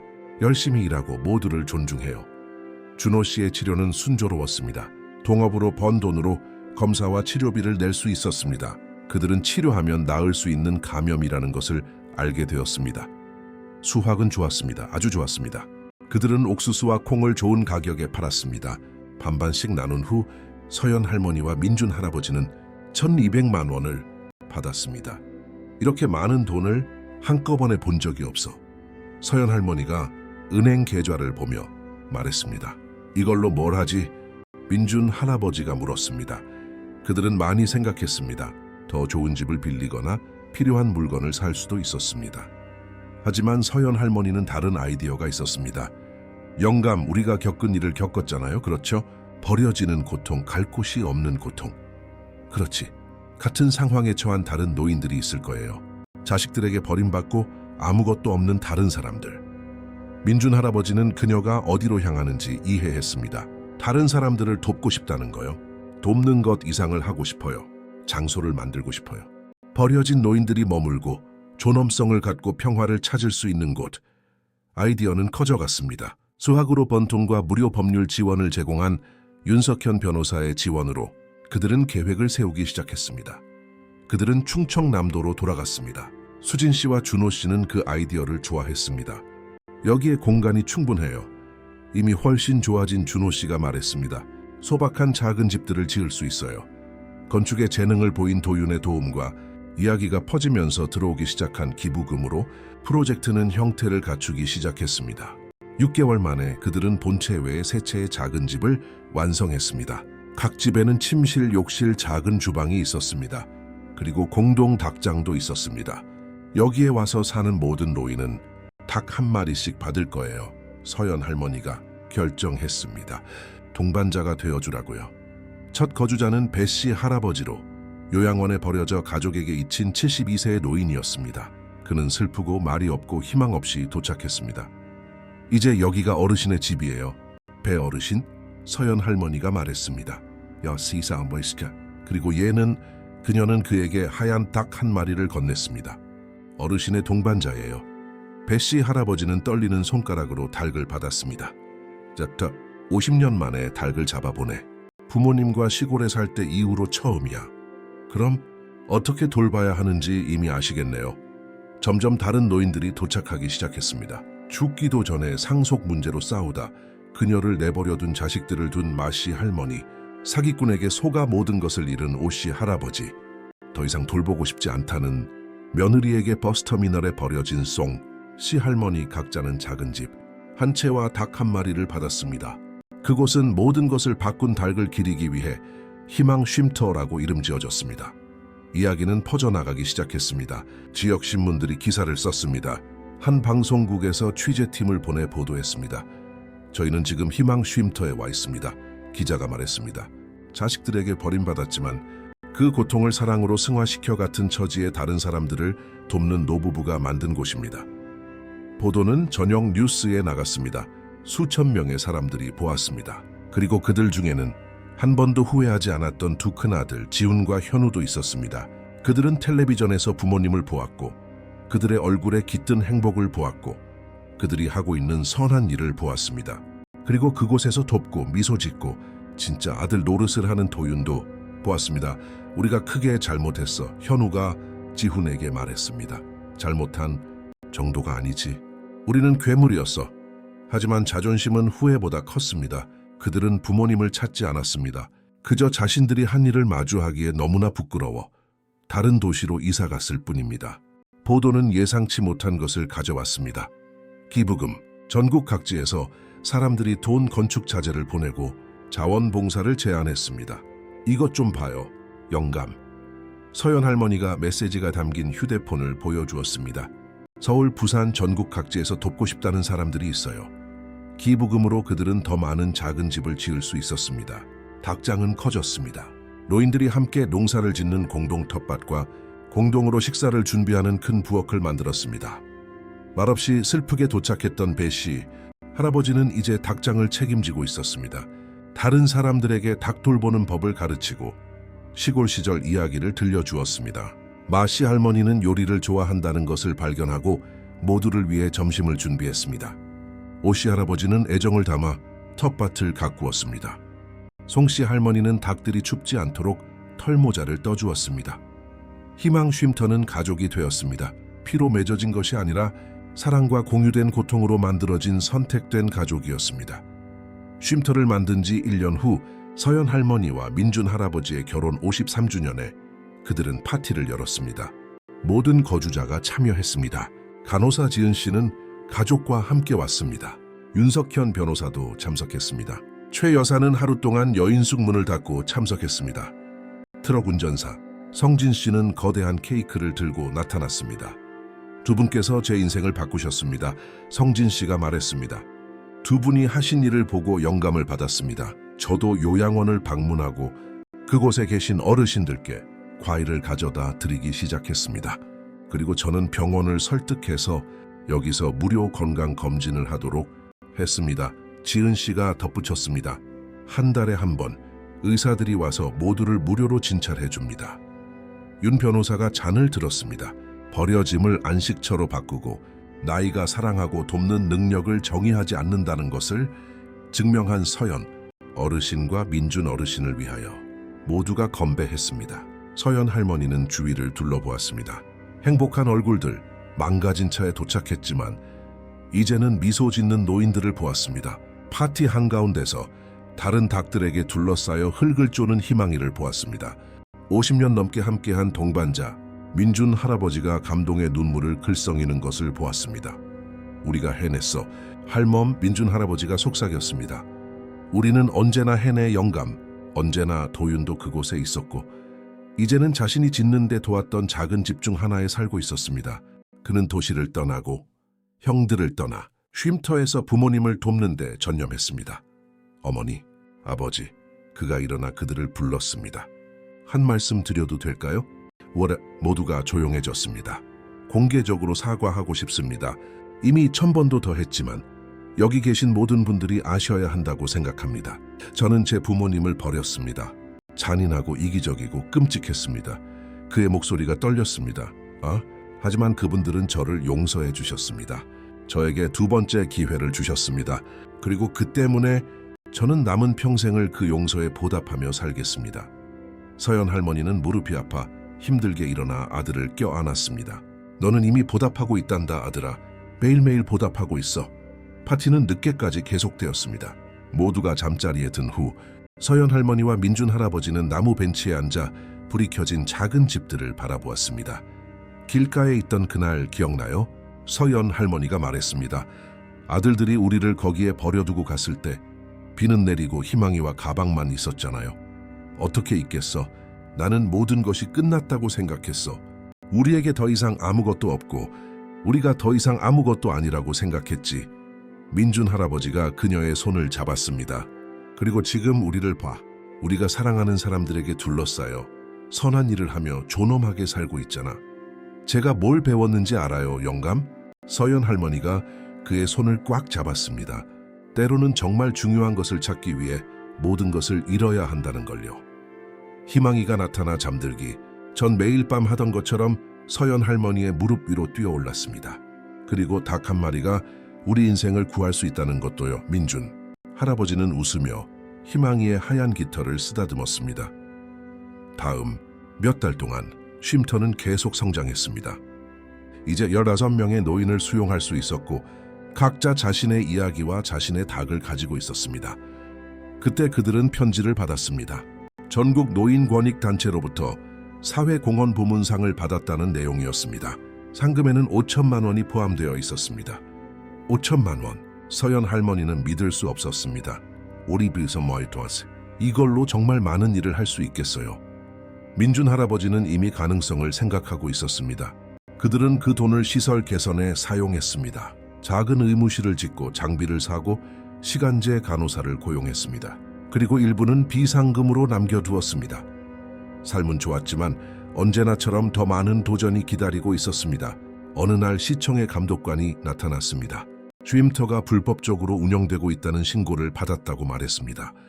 누구의 신고죠? 상황을 처리하기 위해 불려온 윤 변호사가 물었습니다. 감독관은 말할 수 없었지만 윤 변호사는 짐작이 갔습니다. 조사를 좀 해보고 알아냈습니다. 한 번도 후회하지 않았던 아들들 지훈과 현우였습니다. 그들은 두 분이 자신들 없이 잘 지내는 것을 받아들일 수 없는 겁니다. 윤 변호사가 분개하며 말했습니다.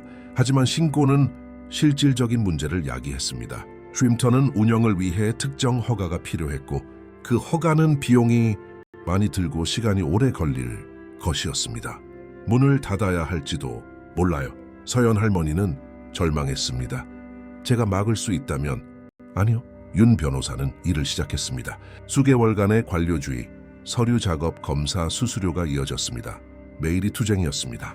노인들은 떠나야 할까봐 나쁜 상황으로 돌아가야 할까봐 두려워하며 살았습니다. 걱정 마세요. 내 서연 할머니가 그들을 진정시키려 애썼습니다. 아무도 집을 잃게 두지 않을 거예요.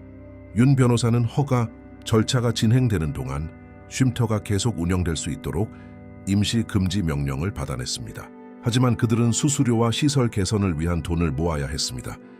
그때 마씨 할머니가 아이디어를 냈습니다. 우리 간식을 만들어서 팔아요. 찐빵, 케이크, 약과. 여기 있는 사람들은 모두 뭔가 만들 줄 알잖아요. 아이디어는 큰 호응을 얻었습니다. 그들은 공동 부엌을 작은 생산 공장으로 바꾸었습니다. 서연 할머니는 찐빵 만드는 법을 가르쳤고 마씨 할머니는 케이크를 책임졌고 배씨 할아버지는 옥수수죽을, 송씨 할머니는 강정을 만들었습니다. 도윤과 수진 씨는 제품을 충청남도 장에 내다 팔았습니다. 성공은 즉각적이었습니다. 희망 쉼터 간식입니다. 그들은 광고했습니다. 버려졌지만 굴하지 않은 어르신들이 사랑으로 만들었습니다. 이야기는 다시 주목을 받았습니다. 더 많은 보도, 더 많은 기부, 그리고 마침내 허가가 나왔습니다. 마지막 승인을 받은 날 그들은 파티를 열었습니다. 그들은 또 하나의 전투에서 승리했습니다. 당신 아들들이 우리를 무너뜨리려 했지만 배씨 할아버지가 민준 할아버지에게 말했습니다. That's it too. 우리는 너무 강해요. 왜 우리가 아니에요. 민준 할아버지가 정정했습니다. 우리가 함께 너무 강한 거죠. 길가에서 비를 맞던 그날로부터 5년이 지났습니다. 희망 쉼터는 이제 하나의 기준이 되었습니다. 서연 할머니와 민준 할아버지의 이야기에 영감을 받아 비슷한 다른 곳들이 생겨나고 있었습니다. 이제 그들에게는 20채의 작은 집, 거대한 텃밭, 50마리가 넘는 닭이 있는 닭장, 간식 생산을 위한 산업용 주방, 그리고 돕는 자원봉사자 팀이 있었습니다. 도윤은 간호사 지은 씨와 결혼했습니다. 그들은 작은 집 중 하나에 살면서 서연 할머니, 민준 할아버지와 함께 쉼터를 운영했습니다. 두 분은 그렇게 많이 일하실 필요 없어요. 지은 씨가 말했습니다. 쉬시고 즐기세요. 이게 즐기는 거야. 서연 할머니가 대답했습니다. 이 사람들이 행복한 걸 보고 우리가 변화를 만들고 있다는 걸 아는 것. 수진 씨와 준호 씨는 계속해서 농사 부분을 돌봤습니다. 준호 씨는 완전히 회복했고 이제는 관심 있는 노인들에게 농업을 가르쳤습니다. 두 분을 만났을 때 제 인생이 바뀌었습니다. 준호 씨가 방문했을 때 말했습니다. 땅을 빼앗을 수도 있었고 자신들만 생각할 수도 있었지만 그러지 않으셨죠.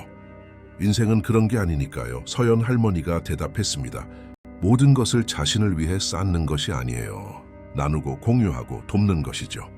이제 6살이 된 희망이는 계속해서 서연 할머니 곁에 있었습니다. 더 늙고 흙을 쪼는 속도가 느려졌지만 여전히 같은 충실한 동반자였습니다. 이 닭은 벌써 죽었어야 해요. 쉼터를 방문하는 수의사가 말했습니다. 하지만 마치 여기서 사명이 있는 것 같아요. 네, 있어요. 서연 할머니가 동의했습니다. 아직 나와 함께 있어 줘야 해요. 어느 날 편지가 도착했습니다. 큰아들 지훈에게서 온 것이었습니다. 그는 이 5년 동안 한 번도 나타나지 않았습니다. 편지는 짧았습니다. 아버지, 어머니, 제가 용서받을 자격이 없다는 것을 압니다. 제가 최악의 아들이었다는 것도 압니다. 하지만 두 분에 대한 보도를 보고 두 분이 하시는 선한 일을 보며 제가 한 일에 대해 죽을 만큼 부끄럽다는 것을 알아주셨으면 합니다. 용서를 구하지는 않겠습니다. 자격이 없으니까요. 그저 마음 깊은 곳에서는 제가 자격이 없음에도 불구하고 두 분을 자랑스러워한다는 것을 알아주시길 바랄 뿐입니다. 지훈 올림. 서연 할머니는 편지를 읽고 또 읽었습니다. 민준 할아버지가 그녀 옆에 있었습니다. 어떻게 생각해요? 그녀가 물었습니다. 그가 진심으로 후회하는 것 같아. 하지만 후회하는 것만으로는 충분하지 않지. 우리도 그에게 기회를 줘야 하지 않을까요?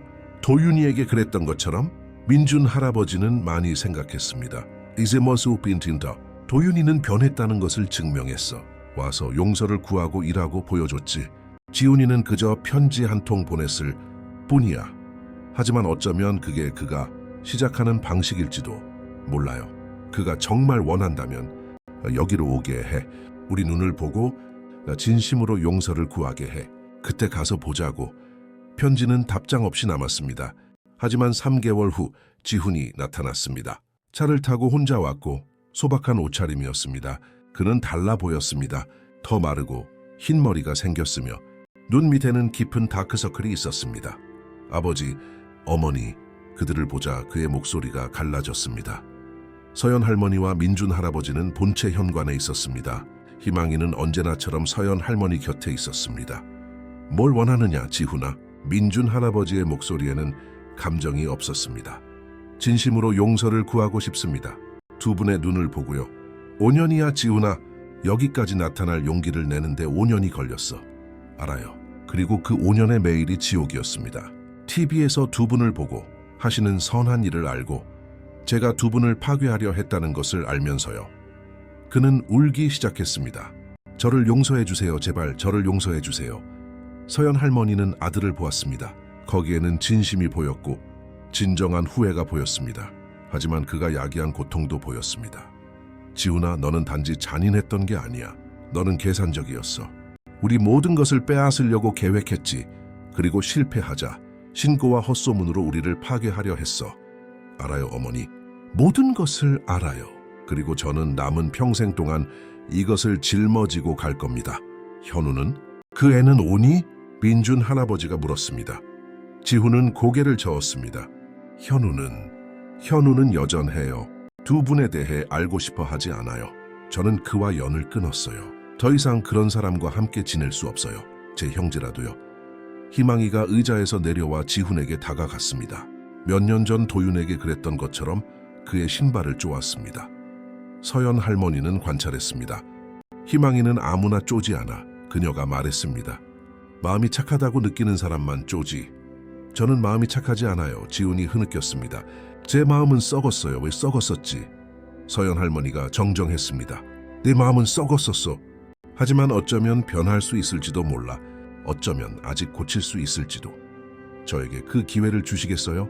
민준 할아버지와 서연 할아버지는 서로를 쳐다보았습니다. 어려웠습니다. 아주 어려웠습니다. 하지만 이 모든 세월 동안 그들이 배운 것이 있다면 그것은 두 번째 기회에 관한 것이었습니다. 기회 한 번, 민준 할아버지가 말했습니다. 도윤이에게 줬던 것처럼 하지만 말뿐이 아니라 행동으로 증명해야 할 거야. 지훈은 받아들였습니다. 그는 천천히 시작했습니다. 매 주말마다 왔습니다. 필요한 것을 도왔습니다. 말을 많이 하지 않고 그저 일했습니다. 무거운 것을 나르고 물건을 고치고 청소했습니다. 쉼터의 다른 노인들은 그를 의심했습니다. 나쁜 아들이잖아. 그렇지. 그들은 수군거렸습니다. 하지만 점차 그의 노력을 보며 그들은 그를 받아들이기 시작했습니다. 배씨 할아버지가 그에게 처음으로 기회를 주었습니다. 젊은이, 닭에 대해 좀 아나? 어느 날 그가 물었습니다. 어릴 때 배웠습니다. 어머니께서 가르쳐 주셨어요. 그럼 이리 와. 닭장에서 도움이 필요해. 나란히 일하면서 지훈은 마음을 열기 시작했습니다. 제가 모든 것을 망쳤어요. 배 어르신. 탐욕 때문에, 자존심 때문에, 정말 악애 때문에요. 하지만 자네는 지금 여기 있잖아. 고치려고 노력하고 있잖아. 만약 시간이 부족하면요? 제 부모님은 이미 73세, 75세세요. 제가 속죄하기 전에 그분들이 돌아가시면 어떡하죠? 배씨 할아버지는 멈춰서 지훈을 보았습니다. 젊은이, 속죄는 자네에게 남은 시간에 대한 것이 아니야. 자네에게 남은 시간으로 무엇을 하느냐에 대한 것이지. 만약 자네 부모님이 내일 돌아가시더라도 그분들은 자네가 노력했다는 것을 아실 거야. 그리고 그것만으로도 의미가 있지. 6개월 후 지훈은 신뢰를 얻었습니다. 그는 주말뿐만 아니라 시간이 날 때마다 왔습니다. 재정적으로 돕고 기부금을 가져오고 쉼터를 위해 물건을 구하기 위해 자신의 인맥을 사용했습니다. 그가 정말 변했어요. 도윤이 부모님에게 말했습니다. 그의 눈에서 보여요. 서연 할머니는 동의했습니다. 그녀는 지훈의 눈에서 이전에 보지 못했던 것을 보았습니다. 겸손함, 진정한 후회, 상황을 바로잡으려는 진정한 의지. 어느 일요일 오후 서연 할머니는 지훈을 불러 단둘이 이야기했습니다. 여기 앉아라. 아들아, 지훈은 긴장한 손으로 앉았습니다. 너는 변했어, 지훈아. 내가 봐. 내 아버지도 보고. 여기 모두가 봐. 알아주셔서 감사합니다, 어머니. 하지만 한 가지 물어볼 게 있어. 그리고 진실을 원해. 무엇이든요, 어머니. 왜 변했니? 우리가 잘 지내는 것을 보고 후회를 느껴서니? 아니면 네가 한 짓이 잘못되었다는 것을 진정으로 이해해서니? 지훈은 대답하기 전에 생각했습니다. 다이스야, 처음에는 후회였어요. 맞아요. 두 분이 행복하고 선한 일을 하는 것을 보면서 저는 비참했으니까요. 하지만 그 후에는 그는 힘겹게 침을 삼켰습니다. 무디기에 부끄러움이었어요. 제가 그런 사람이었다는 것에 대한 부끄러움, 그리고 두려움. 그렇게 끔찍한 남자로 죽을까봐 두려웠어요. 결국에는 저에게 아무도 없을까봐 두려웠어요. 여기 버려진 노인들처럼요. 저는 그들에게서 제 미래를 보았어요. 제가 계속 그런 식으로 살면 언젠가 제가 그 상황에 처하게 될 것이라는 것을요. 서연 할머니가 아들의 손을 잡았습니다. 내가 뭘 배웠는지 아니, 지훈아. 우리에게는 항상 선택권이 있다는 거야. 내 형제들과 너는 우리를 버리기로 선택했지. 너는 그 후에 우리를 파괴하려고 선택했어. 하지만 너는 또한 돌아오기로 선택했지. 변하기로 선택했어. 그리고 우리를 정의하는 것은 바로 그 선택들이란다. 저를 용서해 주시나요, 어머니? 진심으로요? 서연 할머니는 아들의 눈을 보았습니다. 꿈으로 가득 찼던 그가 어렸을 때의 소년을 보았습니다. 탐욕으로 가득 찬 그가 되었던 남자를 보았습니다. 그리고 지금 후회로 가득 찬 그가 되려고 노력하는 사람을 보았습니다. 용서한다, 아들아. 하지만 너도 너 자신을 용서해야 해. 그렇게 하지 않는 한 너는 네가 과거에 어땠는지에 갇혀 있을 테니까.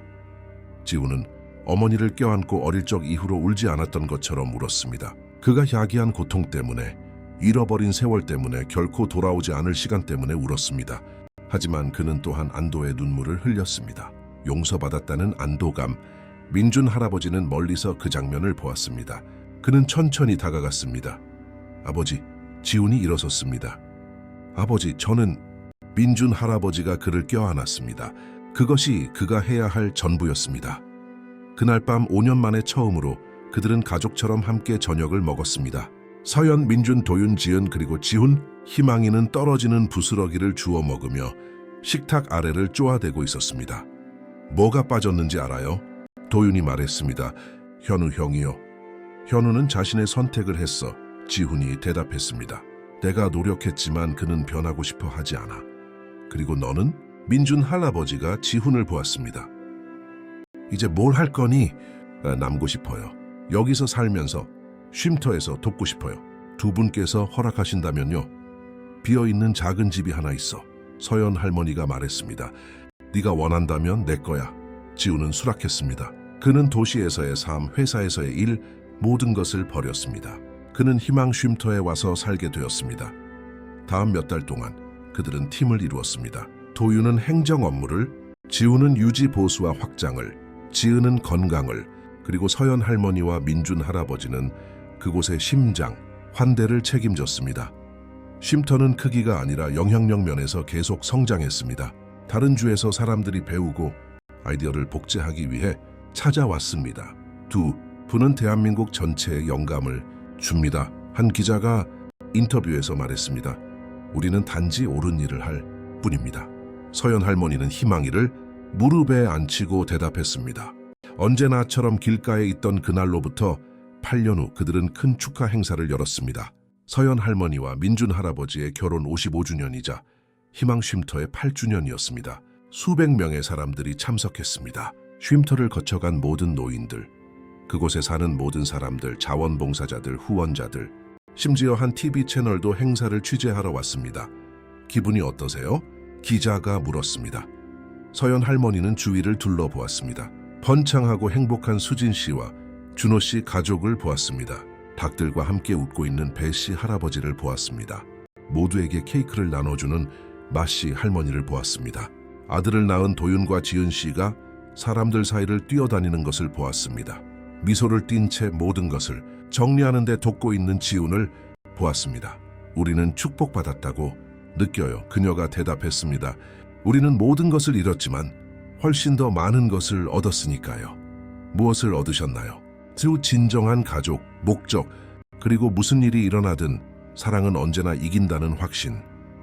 낡은 가방은 쉼터 입구에 전시되어 있었습니다. 그들은 그것을 상징으로 만들었습니다. 그 안에는 땅 문서, 민준 할아버지 아버지의 편지, 그리고 그들이 흠뻑 적고 절망적인 상태로 청산리에 도착한 날의 사진을 보관했습니다. 우리가 어디서 왔는지 기억하기 위해서요. 민준 할아버지는 묻는 사람에게 설명했습니다. 그리고 때로는 가장 큰 부가 가장 어려운 순간에 숨겨져 있다는 것을 결코 잊지 않기 위해서요. 이제 8살이 된 희망이는 늙었습니다. 더 이상 많이 쪼지 않았습니다. 대부분의 시간을 서연 할머니의 무릎에서 잠을 자며 보냈습니다. 수의사는 그녀가 오래 살지 못할 것이라고 말했습니다. 이미 보통 닭들보다 더 오래 살았어요. 그가 설명했습니다.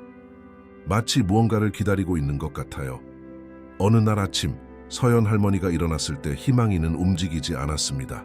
그녀의 가슴이 쿵쾅거렸습니다. 그녀는 닭이 이미 떠나고 있다는 것을 느끼며 조심스럽게 안았습니다. 영감, 그녀가 잠긴 목소리로 불렀습니다.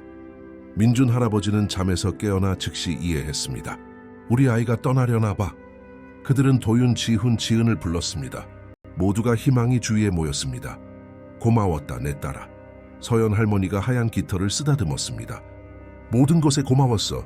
우리를 구해줘서, 우리에게 희망을 줘서, 이 모든 시간 동안 우리와 함께 있어 주어서. 희망이가 눈을 뜨고 서연 할머니를 보고 부드러운 삐약 소리를 냈습니다. 그러고 나서 평화롭게 마지막으로 눈을 감았습니다. 서연 할머니는 울었습니다. 민준 할아버지는 울었습니다. 모두가 울었습니다. 그들은 쉼터의 특별한 구석 나무 아래에 희망이를 묻었습니다. 그들은 팻말을 세웠습니다. 희망, 모든 것을 바꾼 닭. 그 아이는 자신의 사명을 다했어. 배씨 할아버지가 말했습니다. 두 분을 구하고 우리를 구하고 이 장소를 구했지. 다음 몇 주 동안 슬픔은 평화로 바뀌었습니다. 희망이는 길고 행복한 삶을 살았습니다. 많은 인간보다 더 큰 변화를 만들었습니다. 어느 날 하얀 병아리 한 마리가 쉼터에 나타났습니다. 아무도 어디서 왔는지 몰랐습니다. 그저 나타나서 곧장 서연 할머니에게로 갔습니다. 이것 좀 봐요. 도윤이 말했습니다. 희망이랑 똑같이 생겼어요. 희망이가 아니야. 서연 할머니가 병아리를 안았습니다. 하지만 어쩌면 신호일지도 몰라. 우리가 계속해야 한다는. 그들은 새 병아리를 믿음이라고 이름 지었고 그녀는 쉼터의 새로운 마스코트가 되었습니다. 세월은 계속 흘렀습니다. 서연 할머니와 민준 할아버지는 더 허약해졌지만 눈의 빛을 결코 잃지 않았습니다. 피곤해, 영감? 서연 할머니가 물었습니다. 피곤하지만 행복해. 민준 할아버지는 언제나 대답했습니다. 78세와 80세에 그들은 쉼터의 운영을 완전히 도윤과 지훈에게 넘기기로 결정했습니다. 하지만 그들은 계속 그곳에 살면서 할 수 있는 일을 했습니다. 어느 날 오후 그들이 여러 번 앉았던 바로 그 벤치에 앉아 자신들이 만든 쉼터 위로 지는 해를 바라보며 서연 할머니가 한숨을 쉬었습니다. 가치가 있었죠. 그렇죠. 영감? 메이성근 할미엄. 배 순간. 만약 그 길가에 있던 날로 돌아갈 수 있고 일어날 모든 일을 안다면 모든 것을 다시 하겠어요? 민준 할아버지는 생각했습니다. 렌도비치 이타마츠 마스메스에 도우이리나나 하겠어. 그 모든 것이 우리를 여기까지 데려왔으니까. 그리고 여기가 우리가 있어야 할 곳이야. 서연 할머니가 그의 어깨에 기댔습니다. 사랑해요, 영감. 첫날부터 마지막 날까지. 나는 당신을 더 사랑해. 그들은 그곳에 있었습니다.